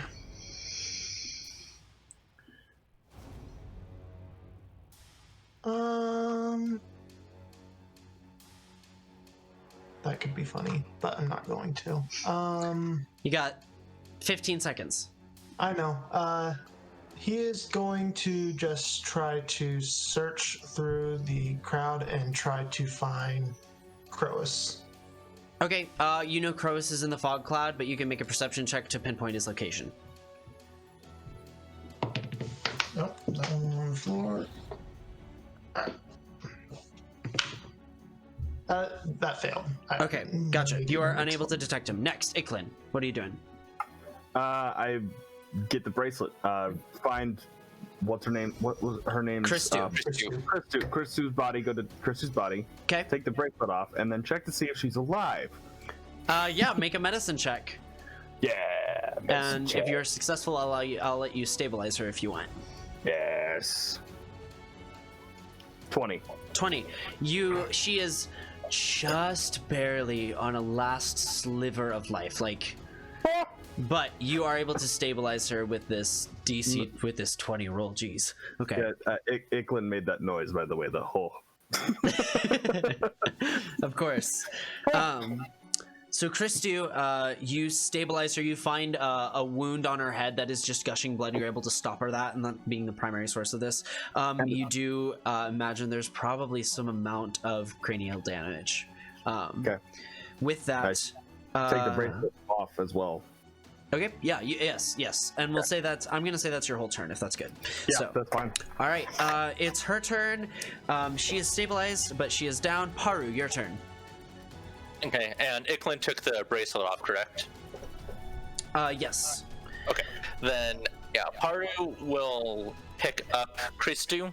We'll kind of run over there and pick her up and try to carry her out of, at least away from where all this is happening. And You're trying to maybe pick her up? Yeah, try and pick her up. I don't think Iklin's gonna let you pick her up because she has a head injury. Okay. So yeah, if Iklin's going to stop him, then he will essentially just prepare. Well, he will break the concentration on Fog Cloud first of all. Okay. And Cool. Dissipates. have it dissipate, and he will cast a Thorn Whip on Croas and pull Croas over towards him. All right. Is that a saving throw on his part? No, it's an attack roll on mine. Gotcha. 23. 23 hits. Okay, so yeah, that does 3 piercing damage, and it pulls Croas 10 feet closer to Paru. You can see the fear in his eyes as you lash out and grab him with the vine. This is perhaps the only time you have interacted with Croas, and there's nothing really stopping you here. Like, Christu is not there yelling at you to stop. Right. Do you? And you Definitely take that's his action, so he Okay. can't do a whole lot more at the moment, but he is looking at Croas with a lot of anger and hatred right now. Okay. Does he get pulled closer to you with that spell, or no? 10 feet. 10 feet. He's right next to you. This is a small enclosed Okay. area. So, Croas is right next to you. It's his turn, and he just kind of looks up and says, "Look, I didn't do anything." You were there when you didn't stop her when she threw me out the window. What were they supposed to do? What would you have done? What would you do if you were me now?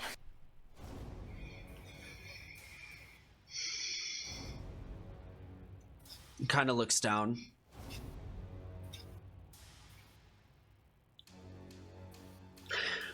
Look, I understand why you're angry, but I don't think you want to do this.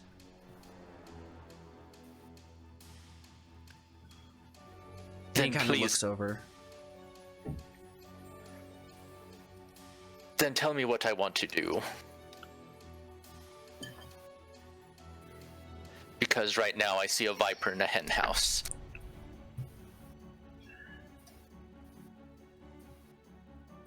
Just kind of stays silent, seems utterly speechless, seems really unprepared. Yeah, that's all you get out of him. It's kind of having the freeze response to all of this.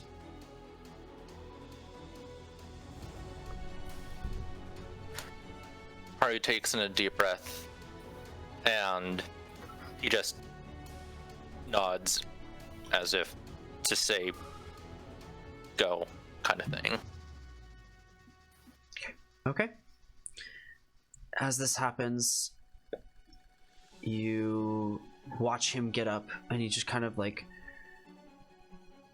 limps out, the vine having kind of crushed his ankle a little bit, and he's not at full capacity. So he makes his way out, and we'll go ahead and call that at end. Antoine, as you watch this all happen and you're keeping an eye on this individual, you hear her voice go, shit, and the incanting stops, and she immediately just begins to leave. I'm gonna pat my dad on the shoulder and just be like, I have to go take a piss. I will be right back, Papa. And I'm going to follow her out, and I'm going to also hand him the rest of my cigarette as I do so. Kind of takes it. Yeah. Thank you. I'm assuming he's drunk enough that he's very agreeable. Yes. Clearly doesn't he kind of is nodding his head seriously, but it's kind of when you know something's serious but you don't feel it serious, so you just kind of act serious. It's very much that going on right now. Yeah. So I'm gonna follow her out. Okay. But just as not discreetly, I'm gonna put on my little flat cap that I have in my bag and just very discreetly. Okay.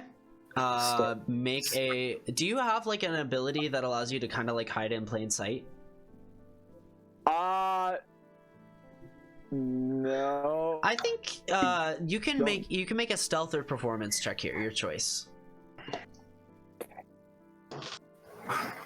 You have advantage if you whistle Alouetta while you do it. I at least don't have something like that yet. Okay, gotcha. Not yet, I don't.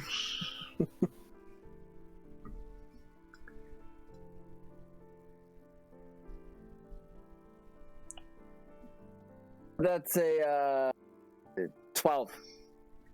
Okay.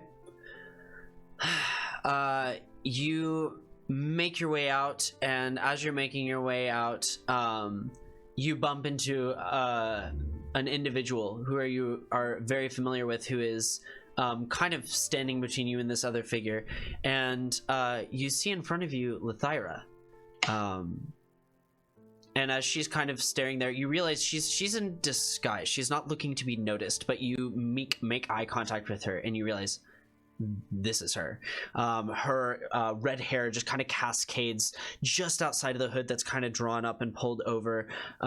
She's wearing a very modest but well-crafted dress underneath, and she's just kind of staring at you, and as she makes eye contact, she just kind of stops. So wait, so the person I was following I bumped into, and that's this is okay. No, this is you bumped into Lythira on your way to get this person. Okay. it's been a couple of years, so I'm gonna just be like, pardon. All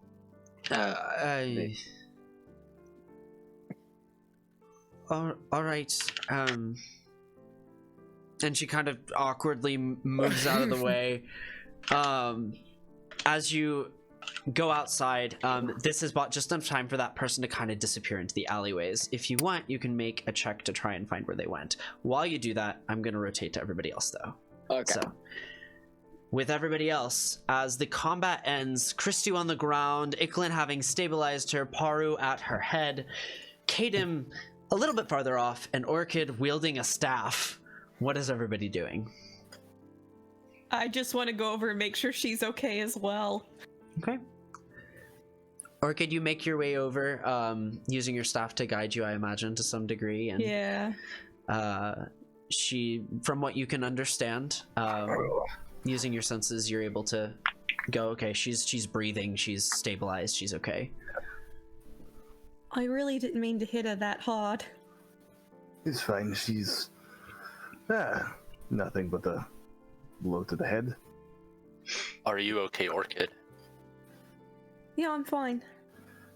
Or are we not killing the whelp?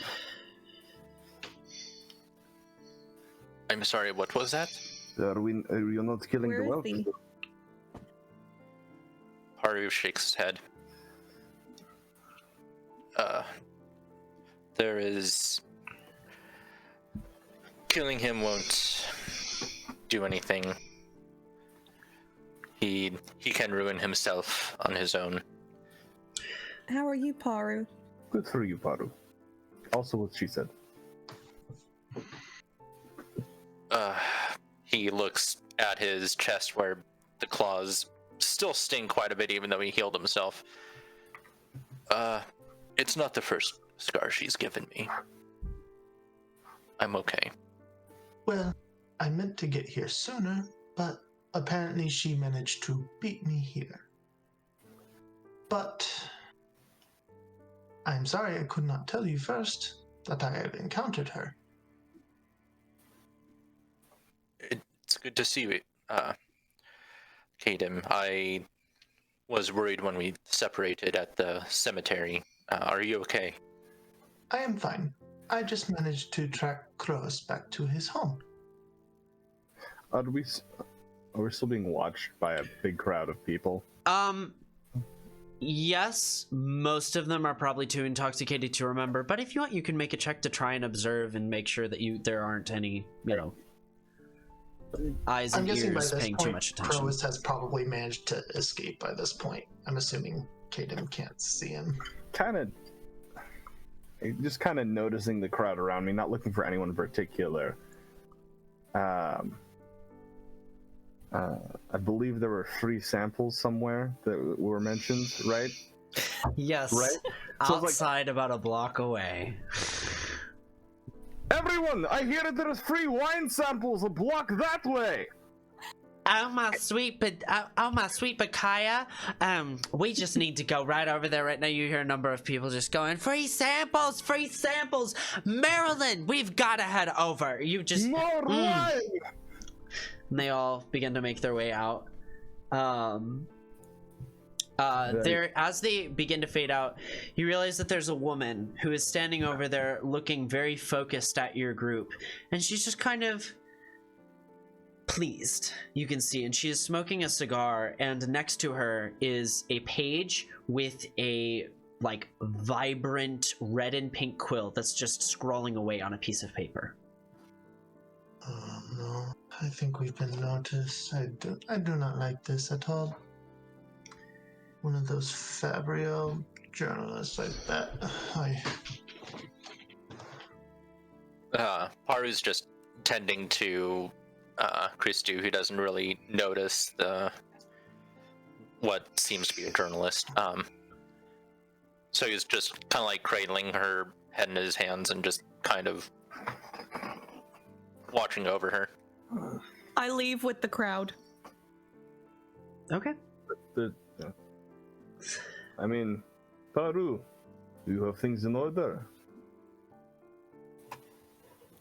Paru would just quickly nod his head as he kind of watches over her. I will follow Orchid's example, but head actually towards the free drinks. Okay. So Iglin's headed towards the drinks. Antoine's doing something else. Orchid, where are you headed? To your room, I assume? Yes. Okay, Orchid's headed to your room. Paru's sitting there with She heard Christo. journalist and she's like, let's go. Kadim, where are you headed in all of this? Who has the bracelet right now? Iklin. Oh, I do. Iklin? He is going to follow Iklin. That's really good. As Iklin, you make your way out towards the free samples, you begin to feel like a burning sensation coming from the bracelet. Oh. Like not in a way that like will burn or actually hurt you, but it heats up. Like it like it's overloading or something. Like touching a laptop battery. I'm gonna glare at it as I'm holding it, because I feel challenged by this bracelet. And I'm gonna make my hand feel really cold and just stare at this bracelet. Oh my gosh. Okay. As you do so, as you pull it out, Kadim, you with all your arcane knowledge are able to kind of like understand that there is a malfunctioning spell here, and there are like almost, you can feel, or at least at the very least understand, that there are like sputters and like sparks of arcane energy flying off this bracelet that are probably not seen by most people, but to you, like it, you know, with your understanding, are able to go, yeah, there's something seriously wrong going on here. You also, I would like you to make an Arcana check. Me? No, Kadim. Me. Unless Iklin is proficient. I'm not proficient in arcane. I am. Oh yeah, I'm no, Yeah. different thing. Different Yeah. thing. Okay. 15. 15. You look back at Christu, and you can see something very similar happening, particularly around her head. Around her head? Yeah. Like there's some sort of arcane energy that's sputtering and malfunctioning, that seems to be maybe leaking from one of her cranial wounds. Does Paru feel this? Because he's kind of like cradling her. Are you head still and there? all that. Oh yeah, he's Okay. trying. So he's tending to her. Yeah, So, and There's I nothing, would say like, you definitely on her observe head. it. This is just No. actually coming from her. This is just coming from her. It's like it's short and sporadic sputters that are kind of like, it's almost like she's leaking arcane energy. Like when you have a gash and like blood just kind of like drizzles out. It's like that, punctuated with random sparks. Could I see if this is... Could I roll just to see and determine if this is just like a side effect from basically just a defunct magic item, basically? Like, I would say we've already rolled a couple of times for this thing. I would say based off of your previous rolls, you don't really know much else that's going on here. Just Okay. that there seems to be a correlation between the two. Iklin, I wouldn't hold that. That thing seems to be broken very badly. Here, he'll conjure a mage hand. He's just like, hand it here. Is your mage hand visible? Yes. Okay. All right. Okay. Paru, you should probably take her to a doctor. She seems to be suffering some magical effect that's remnant from this bracelet. Paru just kind of looks up at Kadim's direction as he says that, and he nods and quickly tries to pick her up. He tries to be gentle as he carries her, and he'll just look to Kadim and, well, anyone else who's in eyesight, kind of helplessly. What is a doctor? A random bystander kind of goes over and says, well, there's one close by. It's a Canaan institution. We can get her. If we can contact them. They should be able to get someone over to float her over. They have, practitioners that are trained to handle bodies under stress. Yes. Do you want me to go grab? Do you want me to go over? Please. The person kind of runs out, and you realize now that they seem to be a woman, Illithrin of some kind. You weren't paying that much attention, but they seem to be very simply dressed, perhaps in closer to beggar's clothing than not. She makes her way out. As you all are standing there observing there, Icklin, you've made your way. Orchid, you've made your way. I got called back, so... Oh, you got called back. Okay, so you're still with the three of them. Orchid, Yeah. you make your way home. Antoine, you're following this figure. What was your check? I made a perception of... I just rolled, and now I forgot my modifier. 23. You are able to spot some footsteps that seem to have disturbed a little bit of maybe some glass and debris, some confetti, and you're able to kind of tell that it's trailed into an alleyway. Okay, I will calmly just walk to the alleyway like Okay. I need to take a piss, but... Okay. You are able to do so without drawing too much attention, as you are indeed Antoine. What are you doing once you get into the alleyway? Do I see anybody in the alleyway, or like anything? There's... Make another perception check, because you're in a different location. Okay. Oh my god. All my perception checks are great. I wish I had this for my check. So 21. 21. Okay. It doesn't take you too long to follow the trail till you hear some amount of weeping.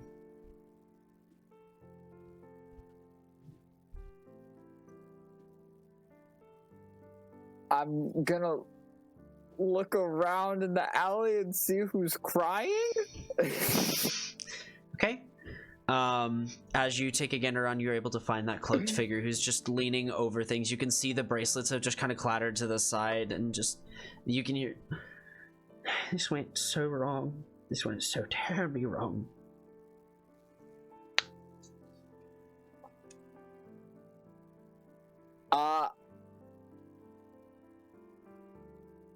What do I want here?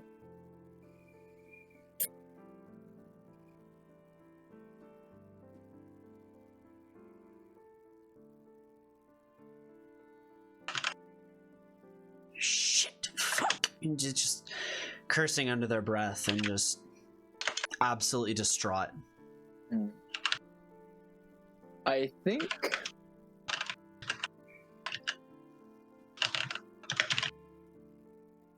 Antoine's gonna pull out a cigarette and light it and start smoking it for himself, and then he's gonna walk up to this person and just be like, you seem like you had a rough night. Oh gosh.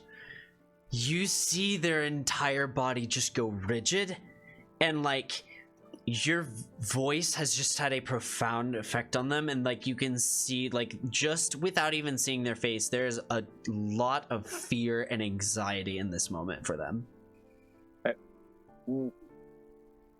Miss, are you okay? I'm fine. Nothing, I'm fine.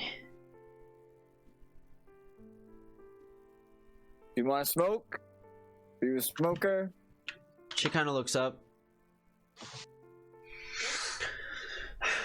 and kind of holds her hand out. Yep. I'll light it for her.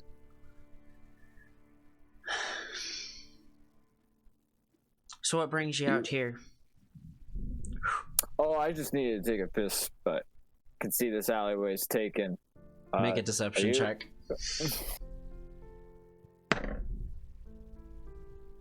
That's not very good.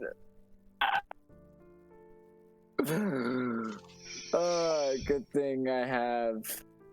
Oh wait, is this one of my Damn it. Nope. That is a 12. Okay.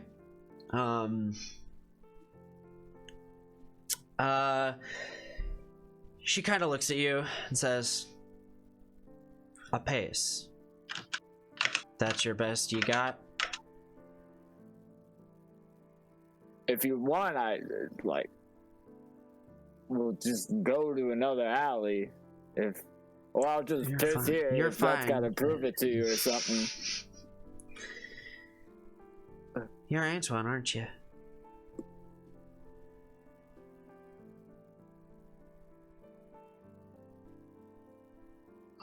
Is he gone? That's a funny little thing to say. I've heard the name before. Let's say I was. I'd ask you if you ever screwed up this bad before in trying to do something good.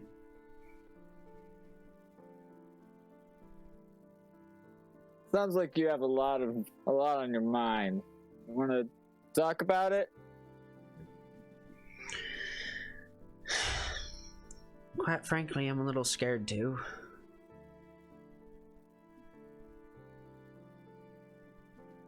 I mean, we're in an alley alone. I don't think anybody's gonna bother you if that's what you're worried about. I just want to bring the nobles to their knees. And you can see her grow a little bit like dark there at the end. Is that why you got all them bracelet thingies? The guards in this town are so dumb. I literally... Oh, I switched to Irish there. I led them straight towards them. And they didn't do anything. No. You're thinking about it too much. Yeah, I know. It's the R's, man. The R's are catching me. I get back into Southern. Southern. Say I biscuits just- and gravy. Biscuits and Couple times. gravy. There you go. I just...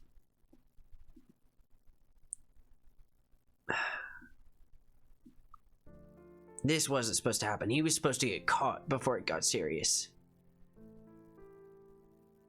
You're speaking of a lot of vague statements. You want to start from the beginning, or?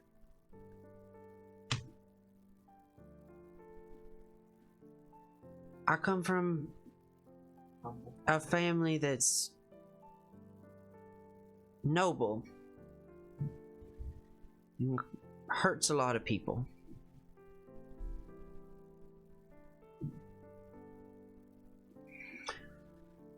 And I left. So I could try to do some good. And I'm just trying to get people caught who are hurting others.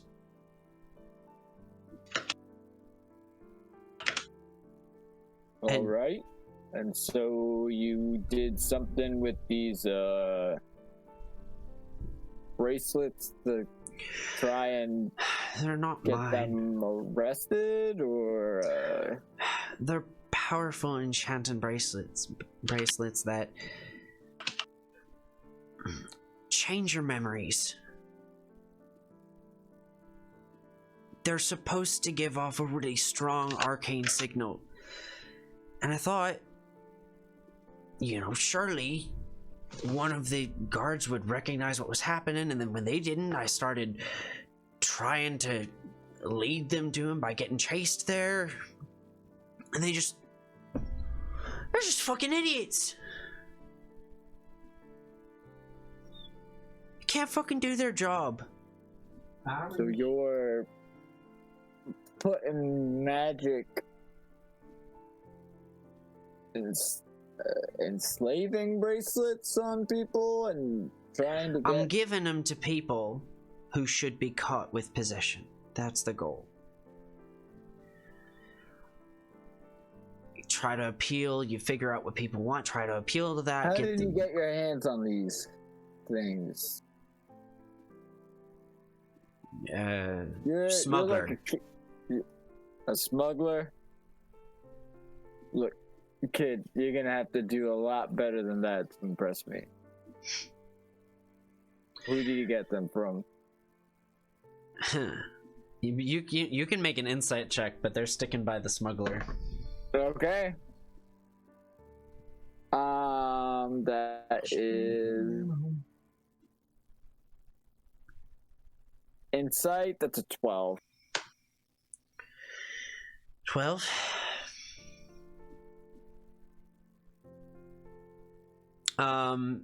They seem genuine as far as you can understand.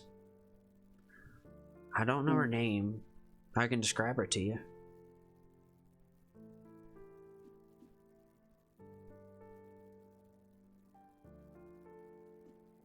Sure. Why don't I look? It's a she, right? Just give me bare bones information, just so I know who to stick away from. If they're selling people this stuff, that's none of my business. She's got pretty tan skin, and she has an undercut. She's got these purple silver like eyes that just feel like they're seeing everything. Typically wears sailor uniform. That's all I know. Purple eyes. Good to know. Well, look, none of this is really my business, but probably shouldn't be carrying those things around. I see what you're trying to do, and I don't blame you for it, but probably not best to be just walking around with those things, yeah? That's what I was working on. If they're destroyed in the vicinity of the person that they were used on, their effects end.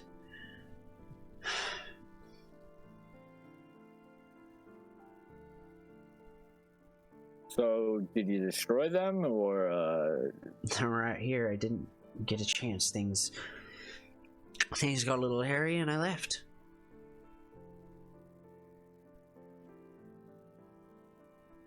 If I could find a place to be near her and I just need 3 minutes.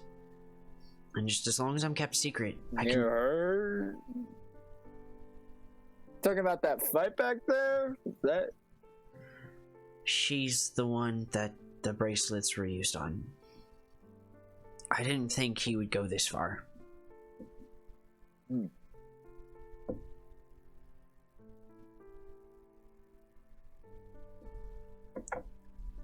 Come on. Well, let's get you up.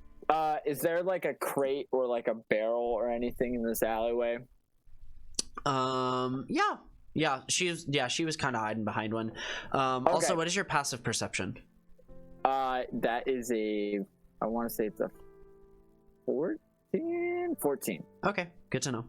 Continue. I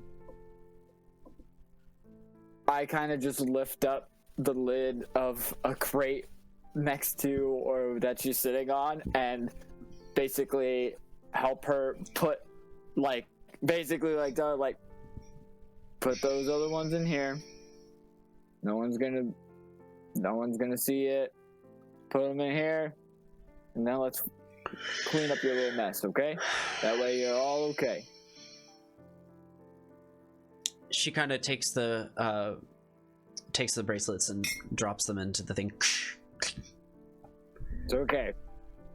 I made plenty of mistakes when I was your age too, and I'm just gonna be patting her out of the alley as we head towards the tent. She is back again. She isn't resistant, but where are you patting her? Oh, I just give her a single pat on the back, okay. Hey, it's okay, and that's it, Okay. I want you to make an investigation check.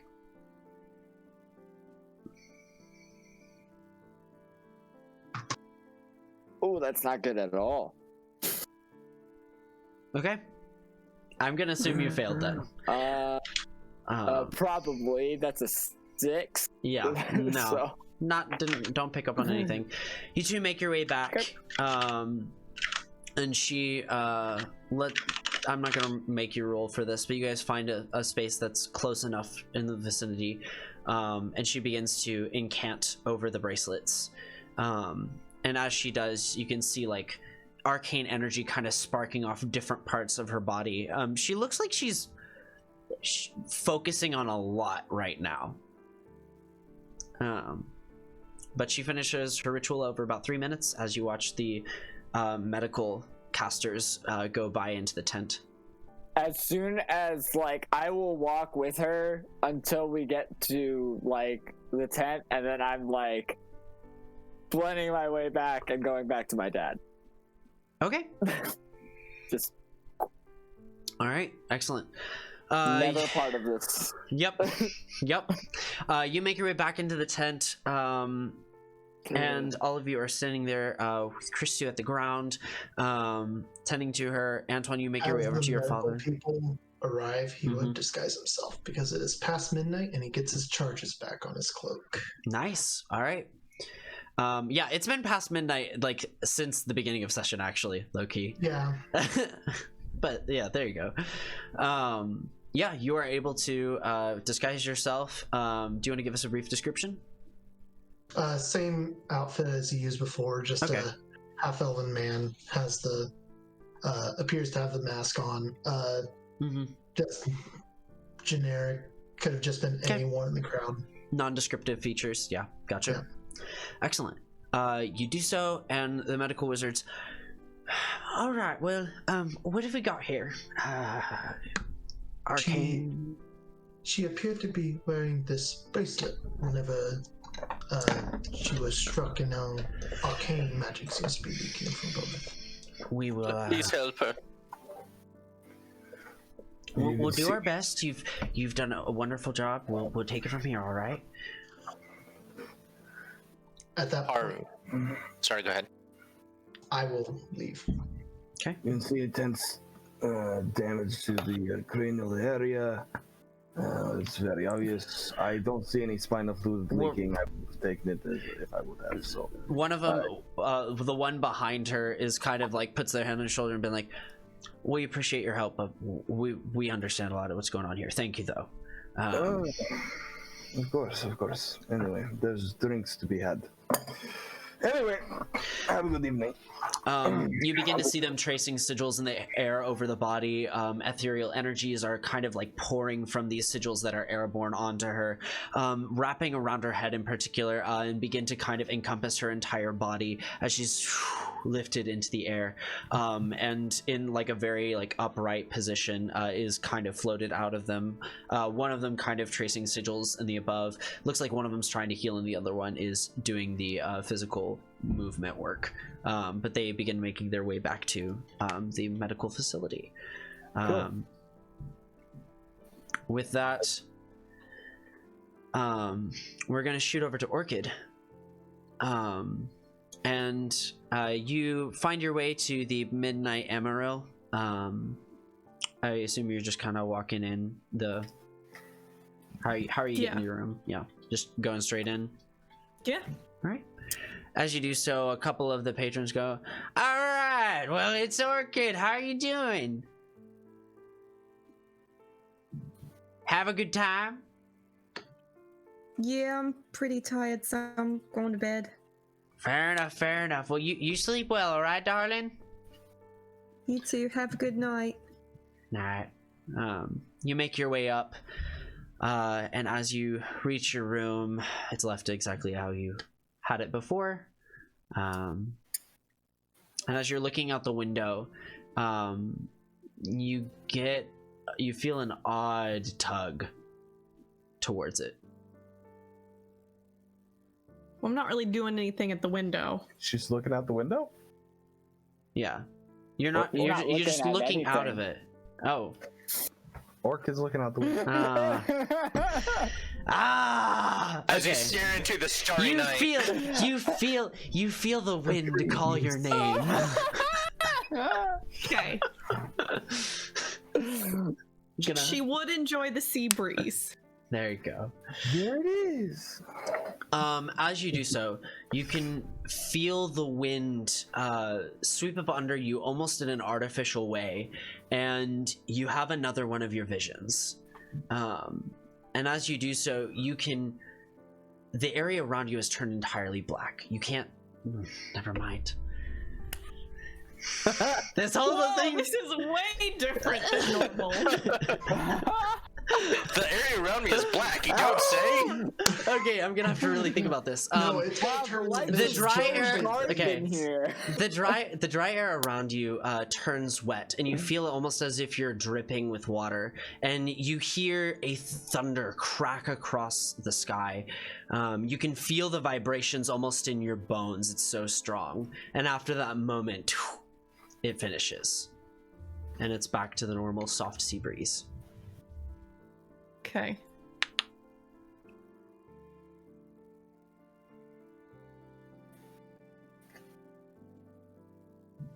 Well, to be fair, visions are the only time she can see. That's true. Yeah. That's true. I need to think through here.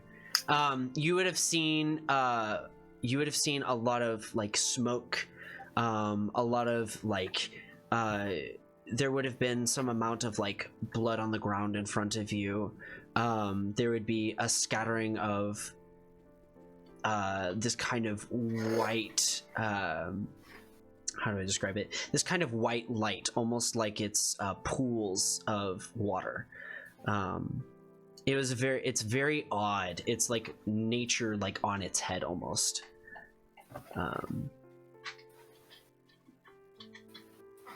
So is it like anywhere I seem to recognize? Make a history check.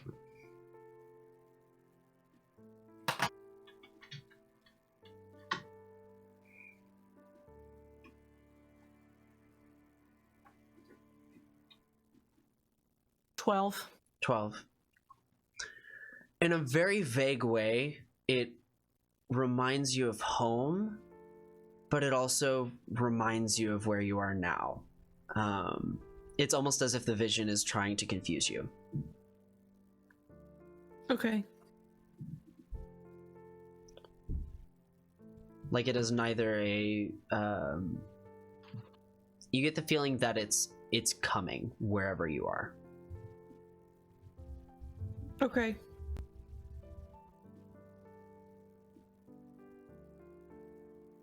All right. Okay. As you all find your way around, where do you all retire to for the evening? I am going towards the suggested location. The Midnight Emerald. Okay. Yes. I'm gonna pay for a room. I really don't want to work in the morning. As you offer payment, Nyara says, "Oh no, we already made an arrangement. He's good. We'll see him tomorrow morning." What? Don't worry about it. It's like it's not till 10 o'clock. Just don't be later than 10 o'clock, and you're fine. Hold on. I would prefer to pay. I'd like. There is no need. You can save your hard-earned coin. I know how hard you all work, and I just want to respect that. So. I'm sensing pity. Pity, no such thing. It's just respect here. That's Southern hospitality. Listen, I don't need to work for you. I'll just pay you. It's fine. Well, at least just show up. There's something I'd like to show you. It's just I like to show people our straightforward way to do business. It's just good, I just want you to be there. What does this person look like? This is an Illithran woman. She is wearing kind of these green silks that really flatter her very curvaceous figure. She's got kind of a chiffon scarf almost across her elbows, and she wears her hair in a very like complex updo. It's like straight black, and she's got these kind of like ocean blue eyes that almost seem iridescent. Does she do anything with her ears? No, she's not doing anything with her ears. Okay. Very well.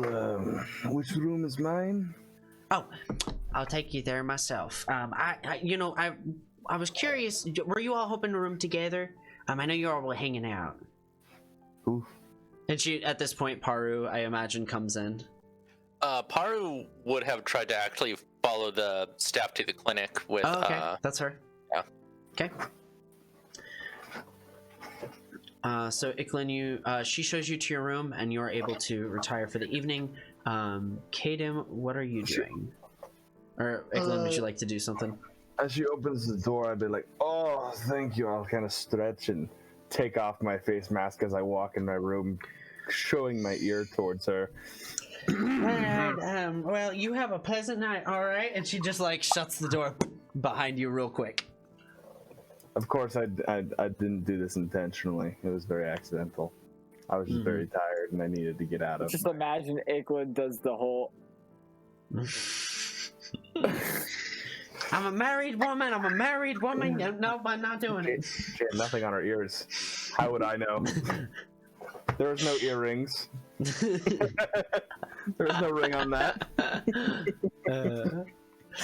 All right. Well, I mean, Iklin is very subtle, so I mean, No, he just. we all know this. He's just uncomfortable. He was just taking it off. He wasn't actually being flirtatious. All right. Uh-huh. Sure. Kadim, what are you doing? Where did Paru go? Paru went to the medical facility, the clinic. He'll just follow him, just kind of figure out where it's at, just that way he knows, and then he will head to the Midnight Amarillo. Okay. All right. You head to the Emerald, and you are met by by the same woman who kind of is just stepping downstairs. Oh, you need a room here? Hey, why don't you just work for me tomorrow morning, and you can waive the room fee? I don't do much work. I'm more scholarly anyway. I don't. Between you and me, you just need to show up. Just 10 o'clock. 10 o'clock, show up. You'll be there for 5 minutes. That's all I need. No, thank you. Sorry. Oh, come on. It's not that much I'm asking of you. You get a free room. 5 minutes of your time. My goodness. You won't find a better deal. He'll place 3 gold on the counter. All right. And she kind of like pulls out a key, hands it over a little lazily, and says, "All right, your room is 325." All right, which is on the 3rd floor, 25th room down. You know, it's pretty self-explanatory. And you are able to retire for the night. And then Antoine, what are you doing with your dad? I continue to just hang out until he has thoroughly had his fill of alcohol and whatever for the night, and then I will take up whatever lady on who offered me a free room to stay. Okay. Yeah. So, yeah. Sorry. Finish. All right, you're able to do so. You're met with the same enthusiasm, and she personally, takes you to your room, opens the door for you. Very, very, very ladylike of her, and presents your space and shuts the door behind you for you and your father. She has provided 2 beds for you both, and tells you 10 o'clock tomorrow morning. Just be there, all right? Hey. Pardon me. I 10 o'clock for what? You said that I was already prepared, that I already paid for the room. Oh, you did pay for the room. I'm sorry, I have a short-term memory. The one, you have a wonderful night out. Why don't you just show up? You know, you could just see what we're doing. That's all we need. That's You know, I'll take just a look. 5 minutes. I'll take a look. Oh, wonderful, wonderful. It'll just be down at the docks, all right? You have a wonderful night. I just shut the door and I let my dad fall asleep, and I'm like kind of just like lay in probably a much nicer bed than mine at home, and just stay awake for a little bit. All right. Excellent, excellent. I was going to say I need to slightly recant what I was going to say. Okay. I wanted to go back to Croas's house. Okay. We're gonna handle that. I'm gonna say, because you already said what you're gonna do, I'm gonna make you do that next session. Fair enough. So I'm gonna hold you to what you said here, and I will sync up with you and make sure to get that intention for the next episode. And I'm also gonna suggest that you do that as a party next session. But with that, Paru, you make your way to the medical facility, and technically you are not, you're not her husband, you're not anyone of technical import to her, so you're not really allowed in the room, but like, through the entryways you get glimpses, and watches. Make a check to observe what's going on here, to see if you can catch maybe some of the words and whatnot. Okay, so like Perception, investigation. Take your pick. Take your flavor. 17 perception. 17. All right. You catch that there is a lot of shaking their heads. She's likely not to make a full recovery. You hear with a lot of disdain that there was enchantment and magic involved, and because of the combination of the head injury and the enchantment magic, it has caused permanent brain damage. There is a number of jargon that you don't quite understand that you are able to observe, but you do hear that they are able to completely remove the enchantment effects, which seem very, very weak for whatever odd reason. Their application was very thorough, and removing them should have been just as thorough, but it seems very easy to just like strip away these false memories, is what you hear. And they don't really know the content of these memories, but they are able to remove them. And so throughout this process, that's primarily what you observe. I assume you fall asleep in the clinic somewhere. Yeah, I mean, he would probably stay awake for as long as he could, but obviously, stress, anxiety, and all that stuff, it can be very wary, plus just all the other shit that happened earlier that day. So he probably does, eventually pass out, but he will just pass out outside of the clinic. Yeah, all right, excellent. You all have a night of rest to some degree, and with that we will pick up the next morning, next session. So thank you guys for watching episode 2. Won't be in post-COVID shot. Yeah, that's rough. We're happy to have you, Lindsay. Thank you for being here. Thank you for being such a champ, Lindsay. By no means did you need to be.